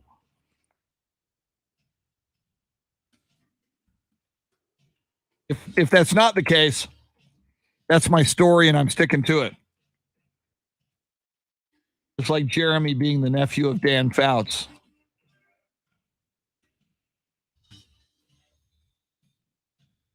Stand up and stretch a little bit. Dean Stone, welcome in.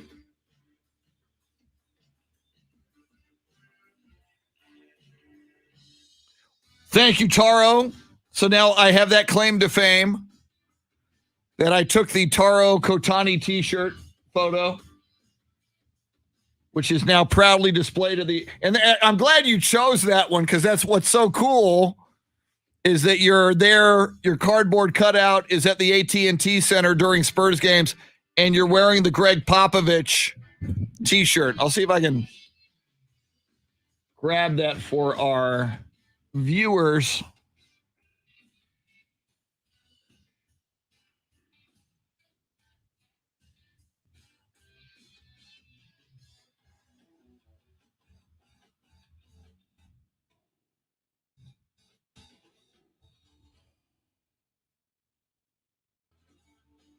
There it is. Well, let me see if I get a copy of.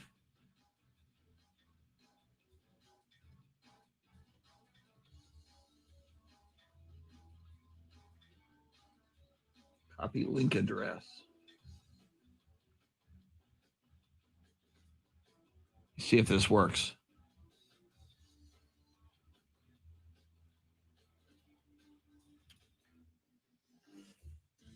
There's the link. It's not showing the photo though. That's all right. Well, now what is that? Okay. I tried to put the link in there. It did not cooperate. Let me try this.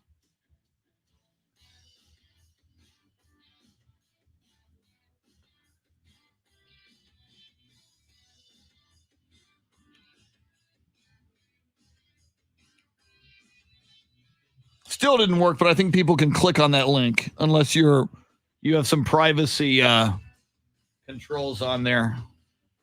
I'll be right back.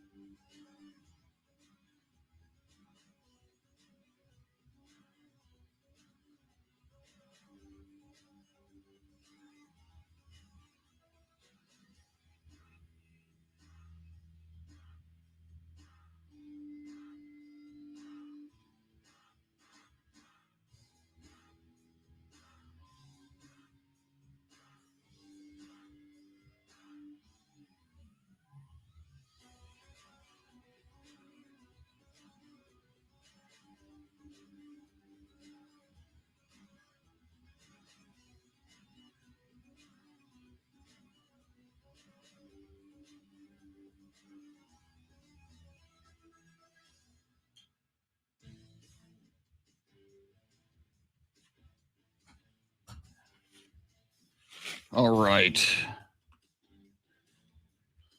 Let's see.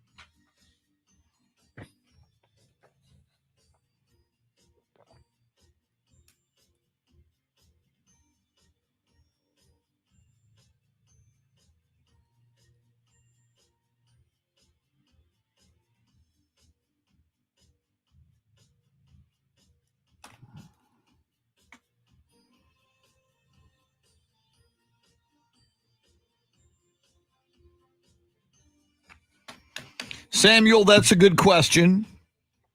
What would Dan Fouts think about me calling Jeremy Fouts his nephew? We'll have to get Dan Fouts on the show. I imagine that's doable. I imagine we could contact Dan Fouts, get him on the show with Jeremy. Jeremy is now calling Bill Schoening.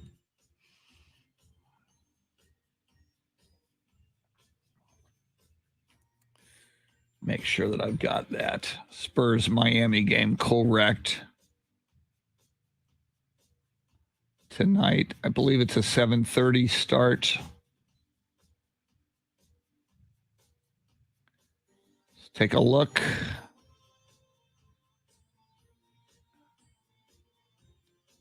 Yeah, 7:30, Miami Heat. Spurs are 12-18 at home.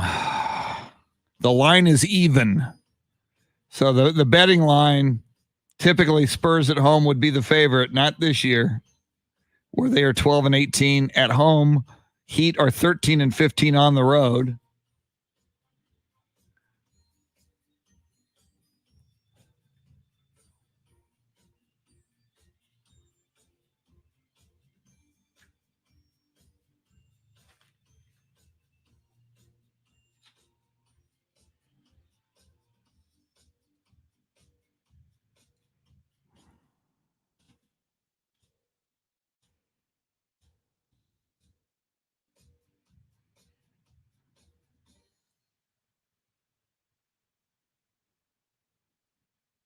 Here we come.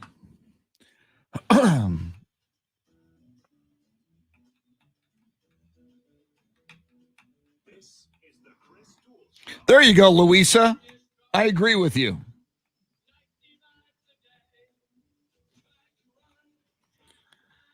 Bill Schoening coming up now.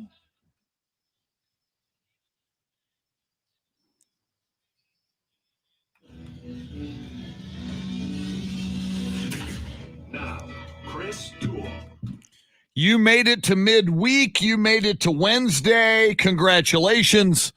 It's all downhill from here. Wednesday, April 21st, 2021, 8 days away from the NFL draft. We'll get hardcore into the NFL draft tomorrow, but we love talking NBA. We love talking Spurs. We love talking all kinds of sports and even music with the radio voice of the San Antonio Spurs, now in his 20th year as the radio voice of the San Antonio Spurs, the pride of Austin, Texas, Bill Schoening. Bill, how are you this morning? I don't know about that pride of Austin, Texas thing, but it's still funny because, every time you come on, of course, you play the Jim Morrison and the Door. You can tell that I just had my first cup of tea, right? So forgive me if I'm not completely awake yet, but I'm up. I'm ready to go. But Jim Morrison and the Doors, they had a nice little run there in the late 60s. Of course, Jim passed away. What year was it, 71? I believe 71, yes. Yeah. So anyway, I never made the pilgrimage. I've been to Paris many times, 4 times now, but I've never actually gone to the cemetery where his body rests. And of course, a lot of people have made pilgrimage there and left flowers and notes and all that sort of thing. But I do have a friend named Mark Miller up in Round Rock, north of Austin, and he's got a band called Strange Days, DAZE, and they play, I guess maybe once a month or so, as the Doors. They play nothing but Doors music. So I was thinking about that as I heard the intro. I was thinking, well, maybe one time I need to invite Chris up when Mark's band is playing so you can just kind of chill and listen to some vintage Doors. They do a very, very good job at it, too. So, but you've got to wear your bell bottoms and your top and, maybe let your hair grow out for that particular gig there, Chris. Very cool. I would love that, Bill. I love the Doors. And, you mentioned Jim Morrison, who, when he died in Paris, he became a member of that infamous 27 Club. So many amazing musicians somehow lost their lives at the age of 27. And one of the things that blows me away about the death of Jim Morrison in that year, 1971, within a 12-month calendar year, 3 amazing rock and roll superstars, Jim Morrison, Janis Joplin, and Jimi Hendrix, they all died. I think it was all drug overdose or drug related, and they were all 27 years old. It was an amazing loss of 3 incredible musicians in all within one calendar year of one another. Yeah, and that reminds me, Chris, you're exactly right. About 2 or 3 years ago, I got to see a documentary on the life of Amy Winehouse, who unfortunately is also a member of the 27 Club. And I didn't really know much about Amy. I knew she had a couple of songs, and I'd heard a couple of her songs on the radio, but I didn't know much about her. And it's an amazing documentary on the life of Amy Winehouse. I think it's just called Amy. Yeah.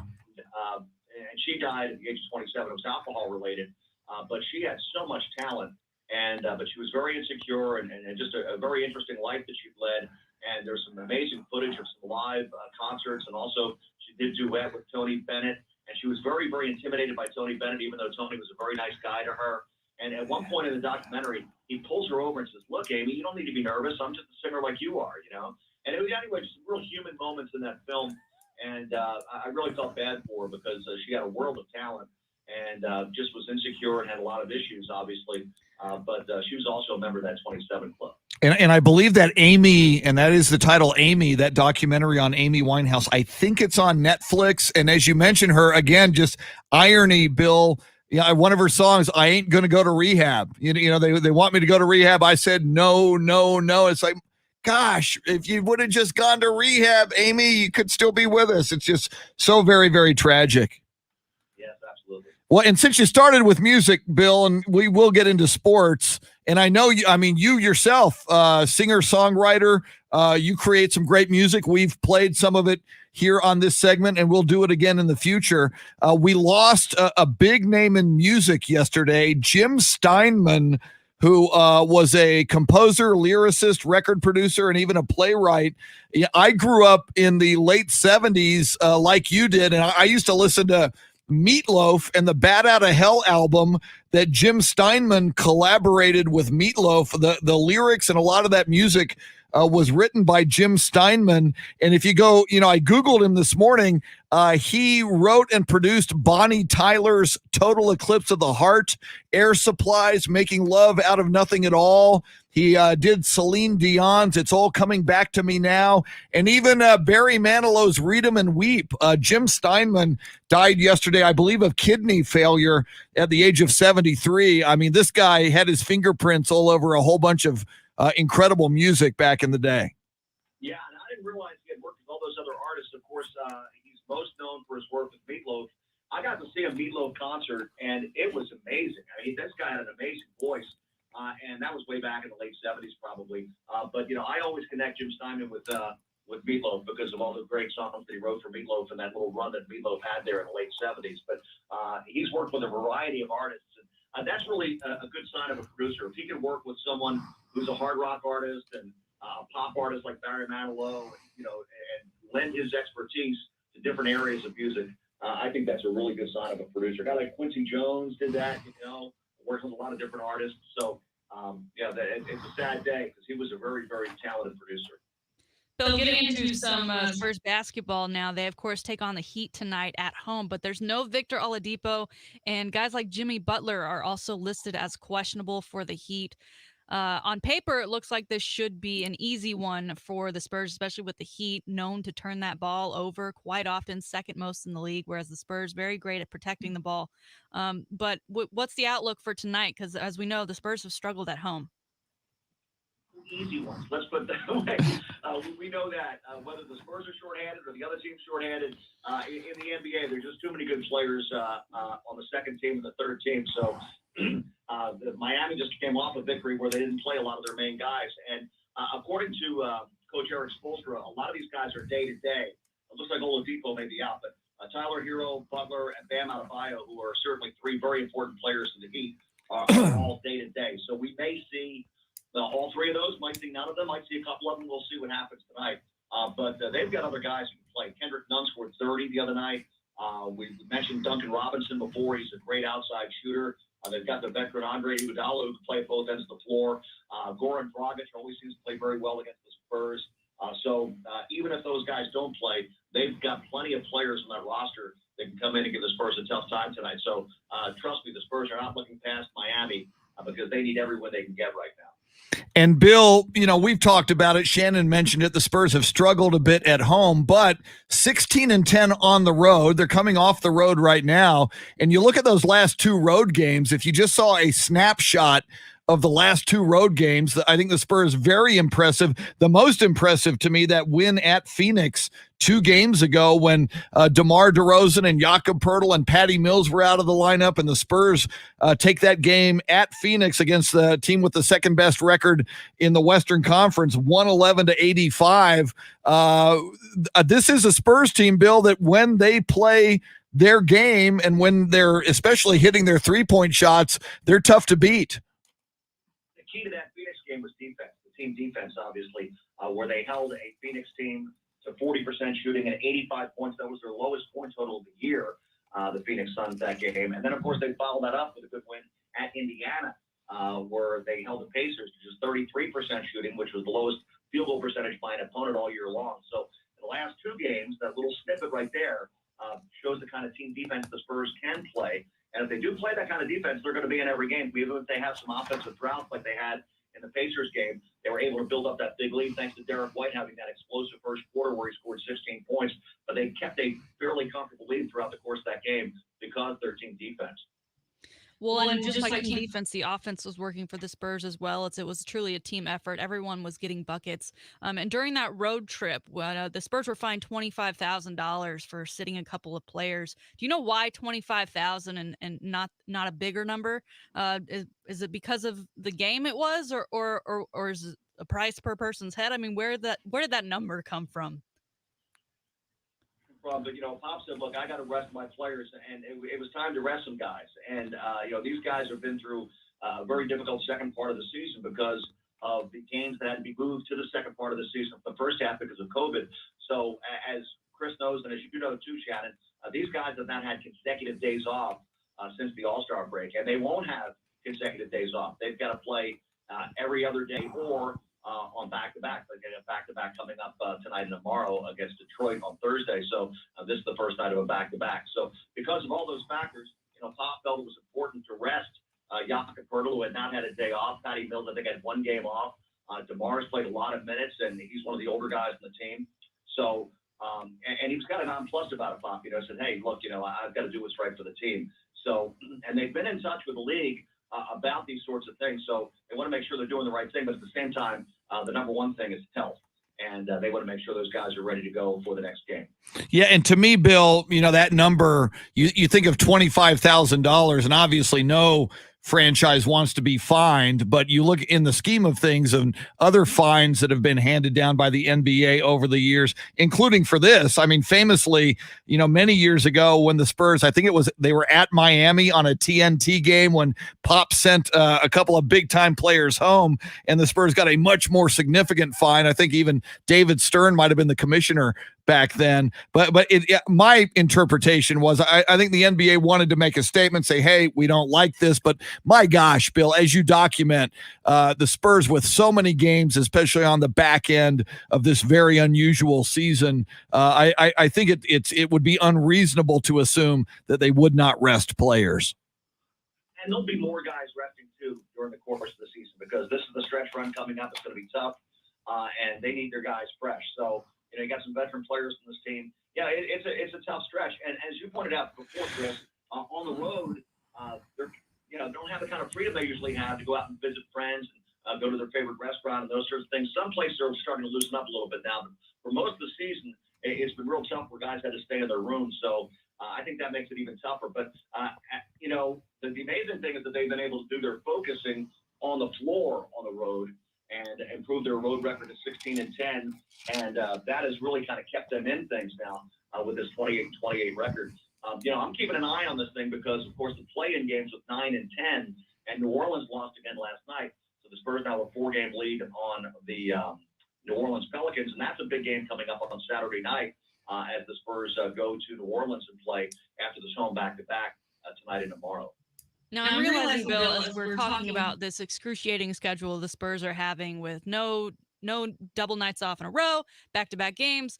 You are involved in each of these games. How are you holding up in this back half of the season leading into the playoffs? Doing fine. I'm even doing baseball on off days. As Chris knows, I've been kind of moonlighting doing some college baseball, and my son Carl co-owns a company called SHN Sports, and they handle a lot of the play-by-play for different sporting events for Southwestern University up in Georgetown, Texas. And just so you know, Chris, I'm doing the epic game Friday night between the Southwestern Pirates and the Kangaroos of Austin College. Nice. I don't believe I've ever called a game with Austin College, but that'll be my first time doing that on Friday night. And Austin College, by the way, a lot of people don't know where that place is. It's in Sherman, Texas, which is way up near Oklahoma. And I think it's one of the older schools in the state of Texas. But anyway, the Austin College Kangaroos, I'll get a chance to hop up there. Well, and I think I'll have to Google it. I think Sherman, Texas might have been the birthplace of Dwight D. Eisenhower. There's some kind of a historical connection to Sherman, Texas. It's Denison, Texas. Now you're more of a historian than I am, so we'll figure that one out, Bill. Shannon was talking about the schedule and how it relates to you, Bill. And I'm looking at the calendar now, and I do have in my head the final regular season game for the Spurs, I do believe, is May 16th against the Phoenix Suns. I know they close out with a couple of games against the Phoenix Suns. Hard to believe, and I know it's a 72-game schedule instead of an 82-game schedule this year, but, we're already, one calendar month from now, you talked about the play-in possibilities, that we will be involved in the postseason 1 month from now. It's hard to believe that this season is already winding down. Yeah, it's going fast. There's so many games going on right now. Of course, when you play every day or every other day, it just accelerates everything, right? So it is moving fast. But it's fun. It's been fun, not recreating the games. I said that the other night with Bill Land as well. Recreating games was back in the 40s and 50s when broadcasters didn't travel and they stayed in the studio for baseball games and they got the teletype, right? And it would be like, pitch outside a ball. Wow, that pitch is outside a ball. And then they had sound effects where the producers got a pencil or whatever sound the bat. So we're not recreating games. We're describing games off a monitor. But even that's been fun. It's been a bit of a challenge. It's not always easy, but it's just something else that, COVID has brought us. Hopefully next year we'll be back to normal. We'll be traveling and we'll be able to call games live from the venues.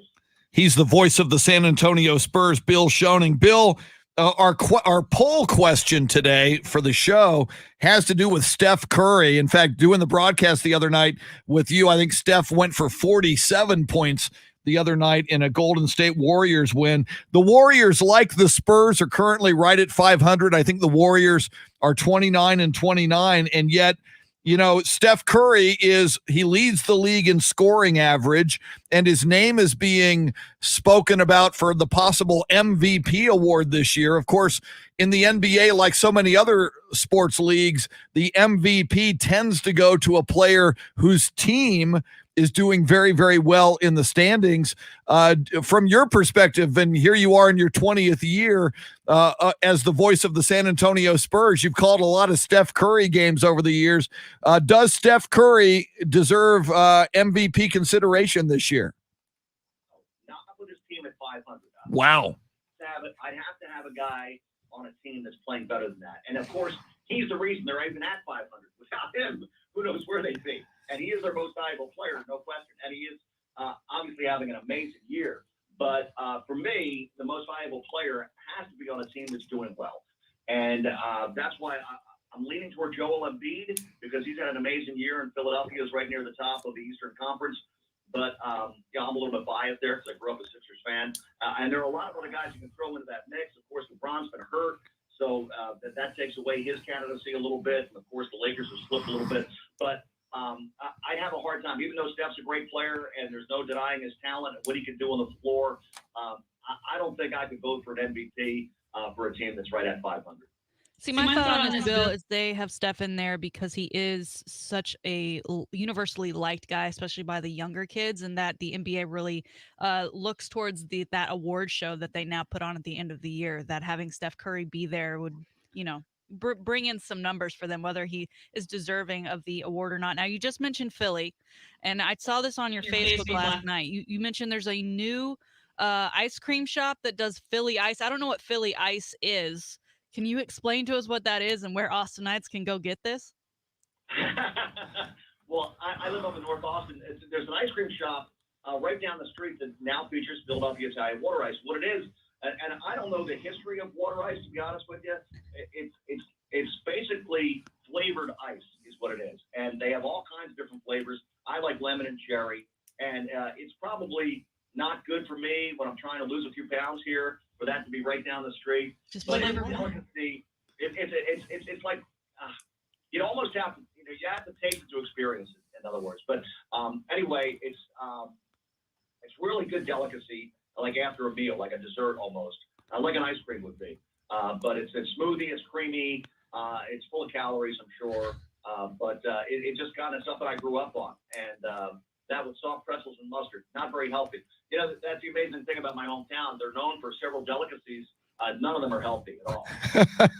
Steak, you know, a cheesesteak with onions on top of it, or a roll, you know, with all kinds of crap on it. You're not going to lose any weight. You're going to eat a bunch of cheesesteak or a bunch of soft pretzels or water ice for that matter. Well, and Bill, I think we asked you this question several months ago, but I don't remember the answer, and I think it is, as a Philadelphia guy who appreciates authentic Philadelphia cuisine, is there any place, you mentioned Philly cheesesteak, is there a place in Austin or San Antonio that you find a comparable or authentic to get a Philly cheesesteak, or is that just impossible in South Texas? Possible. In San Antonio, of course, Malik Rose still has his truck. I'm not sure where his truck hangs out these days, but I think at different events, you'll see Malik's Philly famous truck, and that's pretty authentic. There's also a place, I haven't been in there in a while. I went with the late Mike Gale, the former Spur, who's also a Philadelphia native, to a place called Used Guys. It's out on Pat Booker Road. Yeah.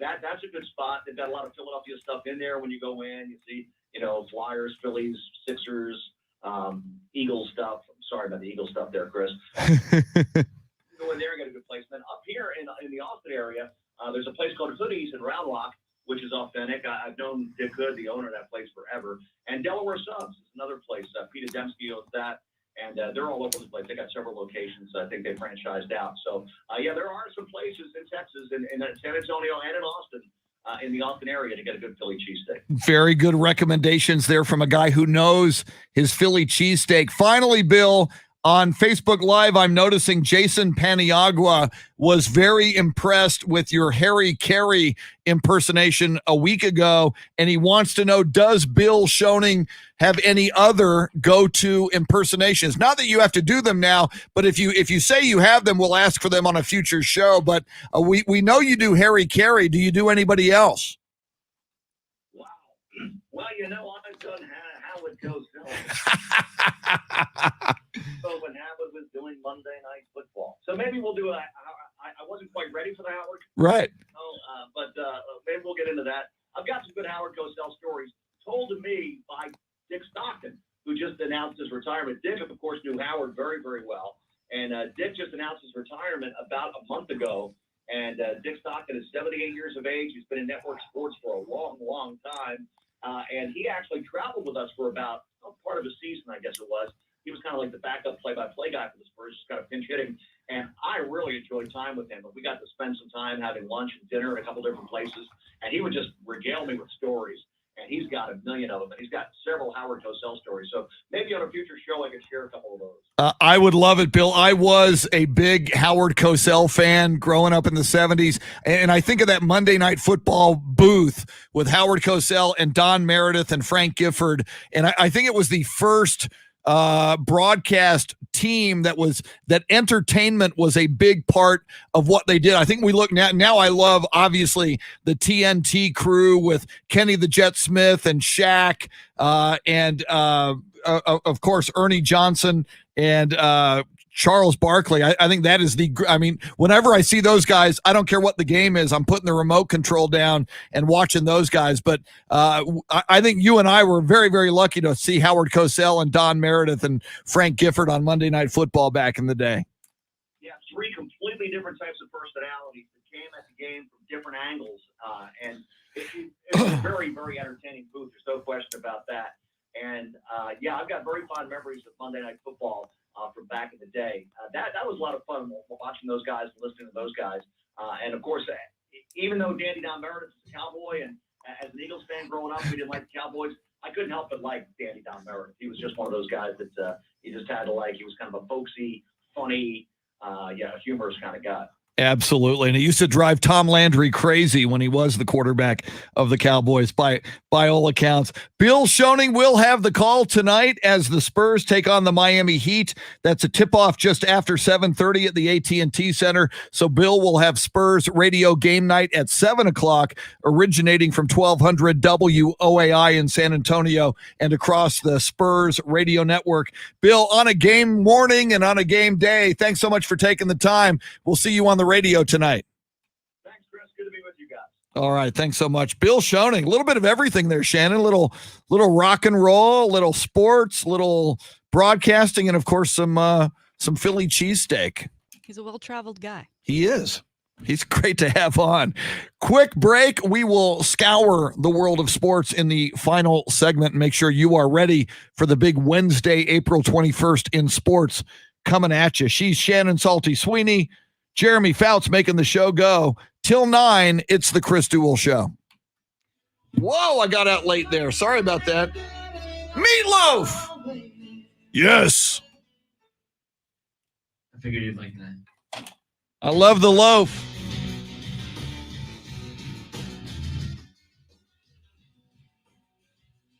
Meatloaf. Yeah, John Williams, Cosell, and Ali were always entertaining. Oh, thank you, Jason. Jason with the location of Malik Rose's truck. I didn't know it was still around. AJ Green, but I won't do that. Also a Jim Steinman tune. What's happening?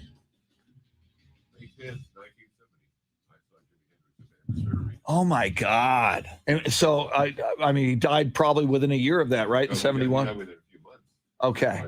Wow. Amazing. I think he died later that year. Okay. Sure, yeah.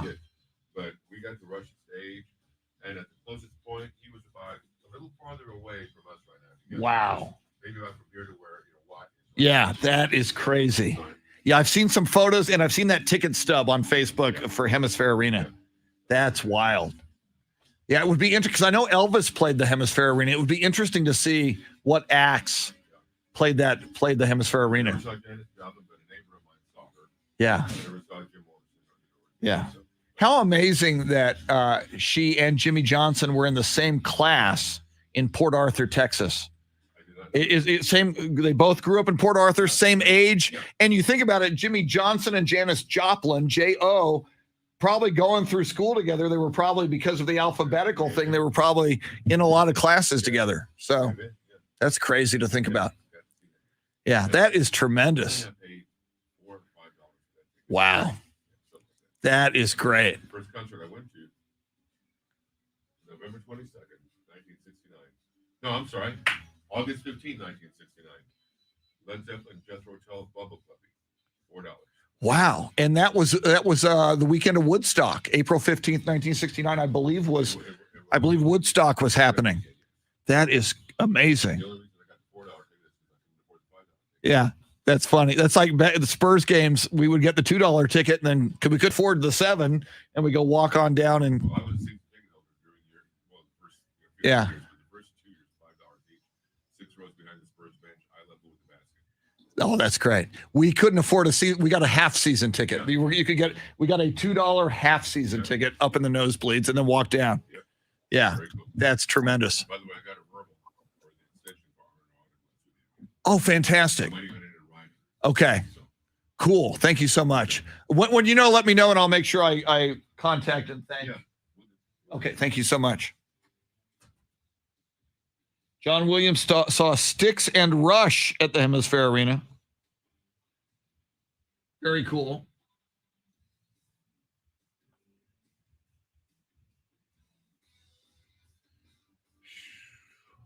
Let's see here. Hey, Chris. Yes. I think we need to work to get closer to that 26 out mark. Yeah, that was. I apologize. That was my mistake. Going too long there. It's also when we have guests and then when Tanner's in, it's just because that's a 4-minute Yeah. swing both ways. Yeah, I didn't realize till I saw our out there at 30. That was way too long. That was my mistake. So, Jeremy, I don't know if you can hear me, but if when you're running the board, maybe just go ahead and bring up a bed. That way the guests. I'd rather not do that. It's my responsibility. I'd rather hit it because there are going to be times when something big is happening. And Right. Then I mean, occasionally, obviously, I shouldn't do it unless there's a big moment. But I don't love the music when No walk off. Yeah. So yeah, I'll just hit it better coming up.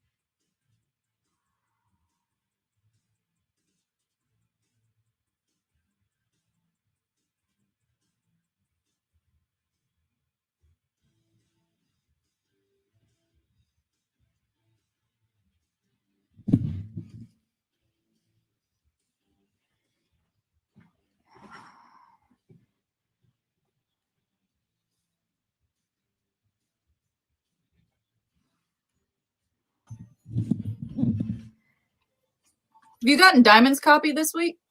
I have not. Was it usually on Wednesdays or? I don't remember. It's often once it came like on a Thursday. Let me see if I've got my email up. I had it up earlier. I think I jumped out of it. Because usually I get them too. I don't know. And again, yesterday I think it was Wednesday, so I don't know what days of the week it really is. Yeah, and again, I am hoping for the best, but preparing for the worst on my shot on Thursday. Obviously, I'll let you know Thursday. There's a Spurs game Thursday night, so no matter what, if I drag myself, even if I'm dying, I'll do that. So by the Spurs game Thursday night, I'll let you know. And Andy Everett is standing by. So let me see here. How can I? Where's?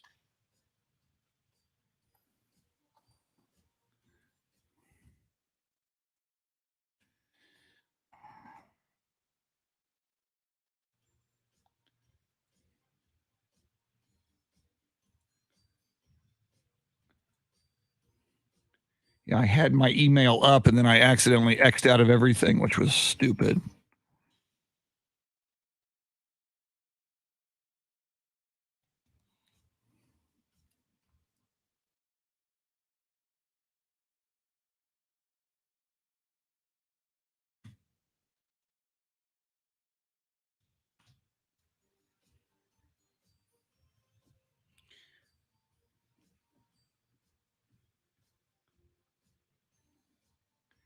Yeah, so I don't see any Diamonds Direct yet.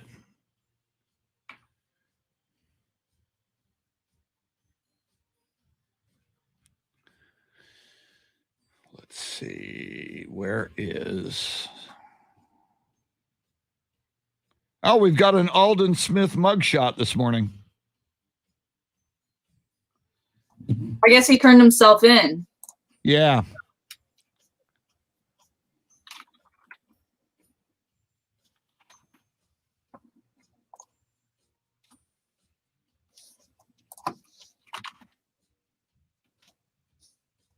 Second-degree battery at a coffee shop in New Orleans. Here we go.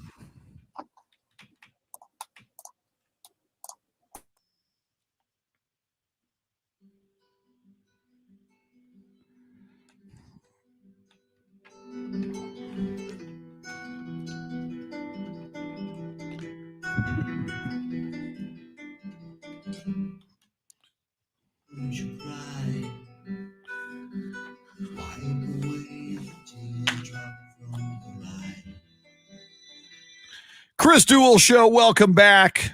Chris Duel, along with Shannon, Salty, Sweeney, and the boy wonder, the flawless and fabulous Jeremy Fouts is your soundscape stylist. Jeremy, talk to me about this bumper music. What do we got going here? This is Silent Lucidity by Queensryche. This was a request from A.D. Ibarra, big fan of our show, for his grandchild. Wow. I was gonna say it's very, very has like a kind of a lullaby. Yeah. Probably not gonna fall asleep. We mentioned earlier, AD has a granddaughter who has just arrived in the world. So cool. And you can do what AD did. You can request bumper music. We're cool with that. As long as it's not too outlandish, and that was okay. I'm waiting for the beat to drop. Love good beat drop. Waiting for the beat to drop. We no longer have to wait for that Alden Smith mugshot. We mentioned, we were talking about that seconds ago before we came back to air while we were on Facebook Live on TMZ.com and TMZsports.com. Former Dallas Cowboy, now Seattle Seahawk, Alden Smith has surrendered to authorities in Louisiana. He had been wanted for what is being called a second-degree battery charge at a coffee shop. Happened apparently in New Orleans on Saturday. We've talked about this. Shannon, Alden Smith, who played well for the Dallas Cowboys last year, was originally a San Francisco 49er, a very high pick for the San Francisco 49ers. in more trouble, and it's just kind of sad to see something like this recur for a guy who looked as though he was getting his career back a year ago. Yeah, it's you hate to say it, but he's kind of like the epitome of a Cowboys player during this era we're having, and you wonder if the Cowboys kind of had a hint that he hadn't really changed his ways, and that he could potentially do something like this in the off season when he's not needing to be around the team all of the time and stick to team guidelines. And unfortunately, you hate that it was something like this. And I guess he went and turned himself in after news broke that he was a wanted man. Yeah, it'd be interesting now to see if the Seattle Seahawks continue a relationship with him. Obviously, he's had trouble with the law, so you've got to wonder now, the NFL has its conduct policy. Are they going to he's been suspended before by the NFL. Are they going to further sanction him? Again, it's just you hate to see it. He's 31 years old now and has had a checkered NFL career with troubles like this before. Mm-hmm. So that's too bad. Well, in this mugshot, if I'm looking at the right, he looks kind of skinny. He does. Like you don't see NFL player. No. And it looks like he's lost a ton of weight, which for a guy who was as productive as he was on the not so great Cowboys defense last year, he doesn't have the look of that kind of guy right now. It's So sad story that continues. So that is just passing that along. That's relatively new news going on. We talked about this earlier, and I see this also at TMZ Sports this morning. Obviously, the Derek Chauvin verdict came down yesterday, and he was found guilty on all 3 charges in the murder of George Floyd. And the LA Raiders put a tweet out on their official Twitter. I said LA, Las Vegas Raiders. That's going back a few years. The Las Vegas Raiders put black background, white font, I can breathe, and then the date 4/20/21 with a Raiders logo. Mark Davis, the Raiders owner, says he's taking full responsibility and says, though, the team will not delete the message. A number of people on social media, including LeBron James, NBA guard Isaiah Thomas, called it out. NFL wide receiver Torrey Smith said it was in bad taste. Of course, George Floyd said, several times, and it was his last words, I can't breathe.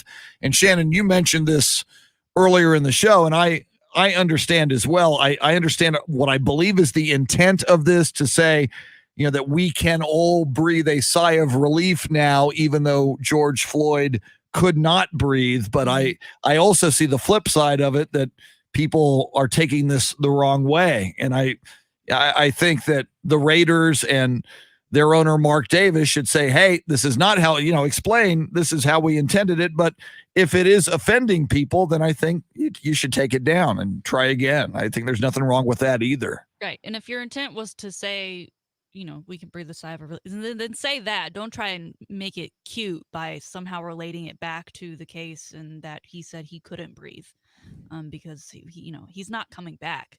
It's this, like you said earlier, justice was served in the judicial system, but he's not going to get his life back. His child isn't going to get a father back. And Mark, read the room, man. Yeah. But if you were to pick a guy who was going to do something like this, and then stick by it, he's the one. Yeah. So there is that, and there continues to be today reaction in the sports world to the Derek Chauvin verdict, which came down yesterday afternoon. NBA, we spoke with Bill Schoening just now, the voice of the San Antonio Spurs. More and more now, as you look at the standings, Shannon, it's as Bill mentioned, the New Orleans Pelicans lost last night. They are the closest team chasing the Spurs. They're 4 games behind the Spurs now. And as Bill mentions, they're going to play this weekend in New Orleans. So an opportunity for the Pelicans to come back and narrow that gap. But as I look at the standings, Pelicans have lost 4 games in a row. So they're kind of in a bit of a tailspin, even though I've seen big numbers lately from Zion Williamson. He seems to be playing well, but the rest of that team, it's looking more and more now that the Spurs are going to make some level of postseason unless they collapse themselves. And, now I'm looking at your Mavericks in the 7 slot. The Spurs and the Warriors now just 2 games back of the Mavericks and 1 game back of the Mavericks in the 8 slot, the Memphis Grizzlies. So we could see a lot of movement among the Mavericks, Grizzlies, Warriors, and Spurs. The Mavericks trail, it's not that far either. The Mavericks trail the Blazers by a game and a half for that 6 slot. And you would ideally, for all of those teams, Mavericks, Grizzlies, Warriors, and Spurs, if you can get to the 6th spot, you avoid that play-in situation. Right. It's always seemed so bunched up at the back end of the people who make it into the playoffs. And then you mentioned the Pelicans there. I think if the Spurs ultimately get that W, I think they more than likely secure their spot at that point, that there's a little bit less to worry about. Maybe you see resting more players as they near, that play-in tournament, which it looks like they're going to be a part of. Now you mentioned, Zion and how well he's playing. Do you think he will leave New Orleans? Because I saw this topic kind of going around this week because he is such a big name and a big star, and he's quietly kind of lived up to all the hype that he had coming into the league. But people are saying New Orleans isn't a big enough market. If he was in a New York, if he was in an LA, he would have more notoriety. People would be paying attention. He may even be in the, MVP conversation. I don't know. I mean, we did see Chris Paul leave. But Chris Paul was brought into the Clippers to kind of be of a super team-like model with Blake Griffin, and that just didn't work out. AD obviously left to be with LeBron, and that did work out. So I don't know if on his own merit he just up and leaves, because he is the man there, and he does have a lot going for him there. And if he can be the guy to bring them to the promised land, he will be forever remembered. But I don't think it's crazy to think that he would be interested in going to a bigger market just because of the player and personality that he is. And for that, I feel for New Orleans, because I don't really view New Orleans as a smaller market, I guess, because I think of the Saints and I think of the Party City and whatever. Yeah. But I guess, compared to your LAs and New Yorks, that's just kind of the place people want to be these days. Yeah, and you mentioned Anthony Davis, who forced his way out of New Orleans. I think it would be almost catastrophic for that franchise if Zion Williamson does the same thing. And part of what fueled this talk this week, Shannon, the Pelicans played at the New York Knicks a few nights ago, and Zion said, "Oh, I just love being here in Madison Square Garden. It's a basketball mecca. I played here in college when I was at Duke." And a lot of people took that to mean, ooh, he's really signaling how he would love to play all the time in Madison Square Garden. He didn't exactly say that, but and you've got to wonder, and I think this could be a problem for the NBA. We've seen the player movement and super teams, and Giannis staying with the Milwaukee Bucks, seeming to want to stay with the Milwaukee Bucks. A lot of people said keep an eye on that one, because if he would leave the Milwaukee Bucks, that would be, again, a relatively small market if he wound up going to a bigger market. So it's one of the things, and Kawhi Leonard was part of this mix as well, something the NBA needs, I think, to pay attention to. And if they can't find a way to motivate players to stay in the smaller markets, I think it could affect the league. Yeah, I mean, we talk about A-Rod getting that deal to be a part owner of the Timberwolves. That could, people are worried there that he may try and bring them to Seattle. And Seattle, I would argue, is a bigger market, Yeah. The Seahawks and over the, I agree. I think it's a huge problem for the NBA. It obviously helps lead to these super teams that we've seen the past couple of years.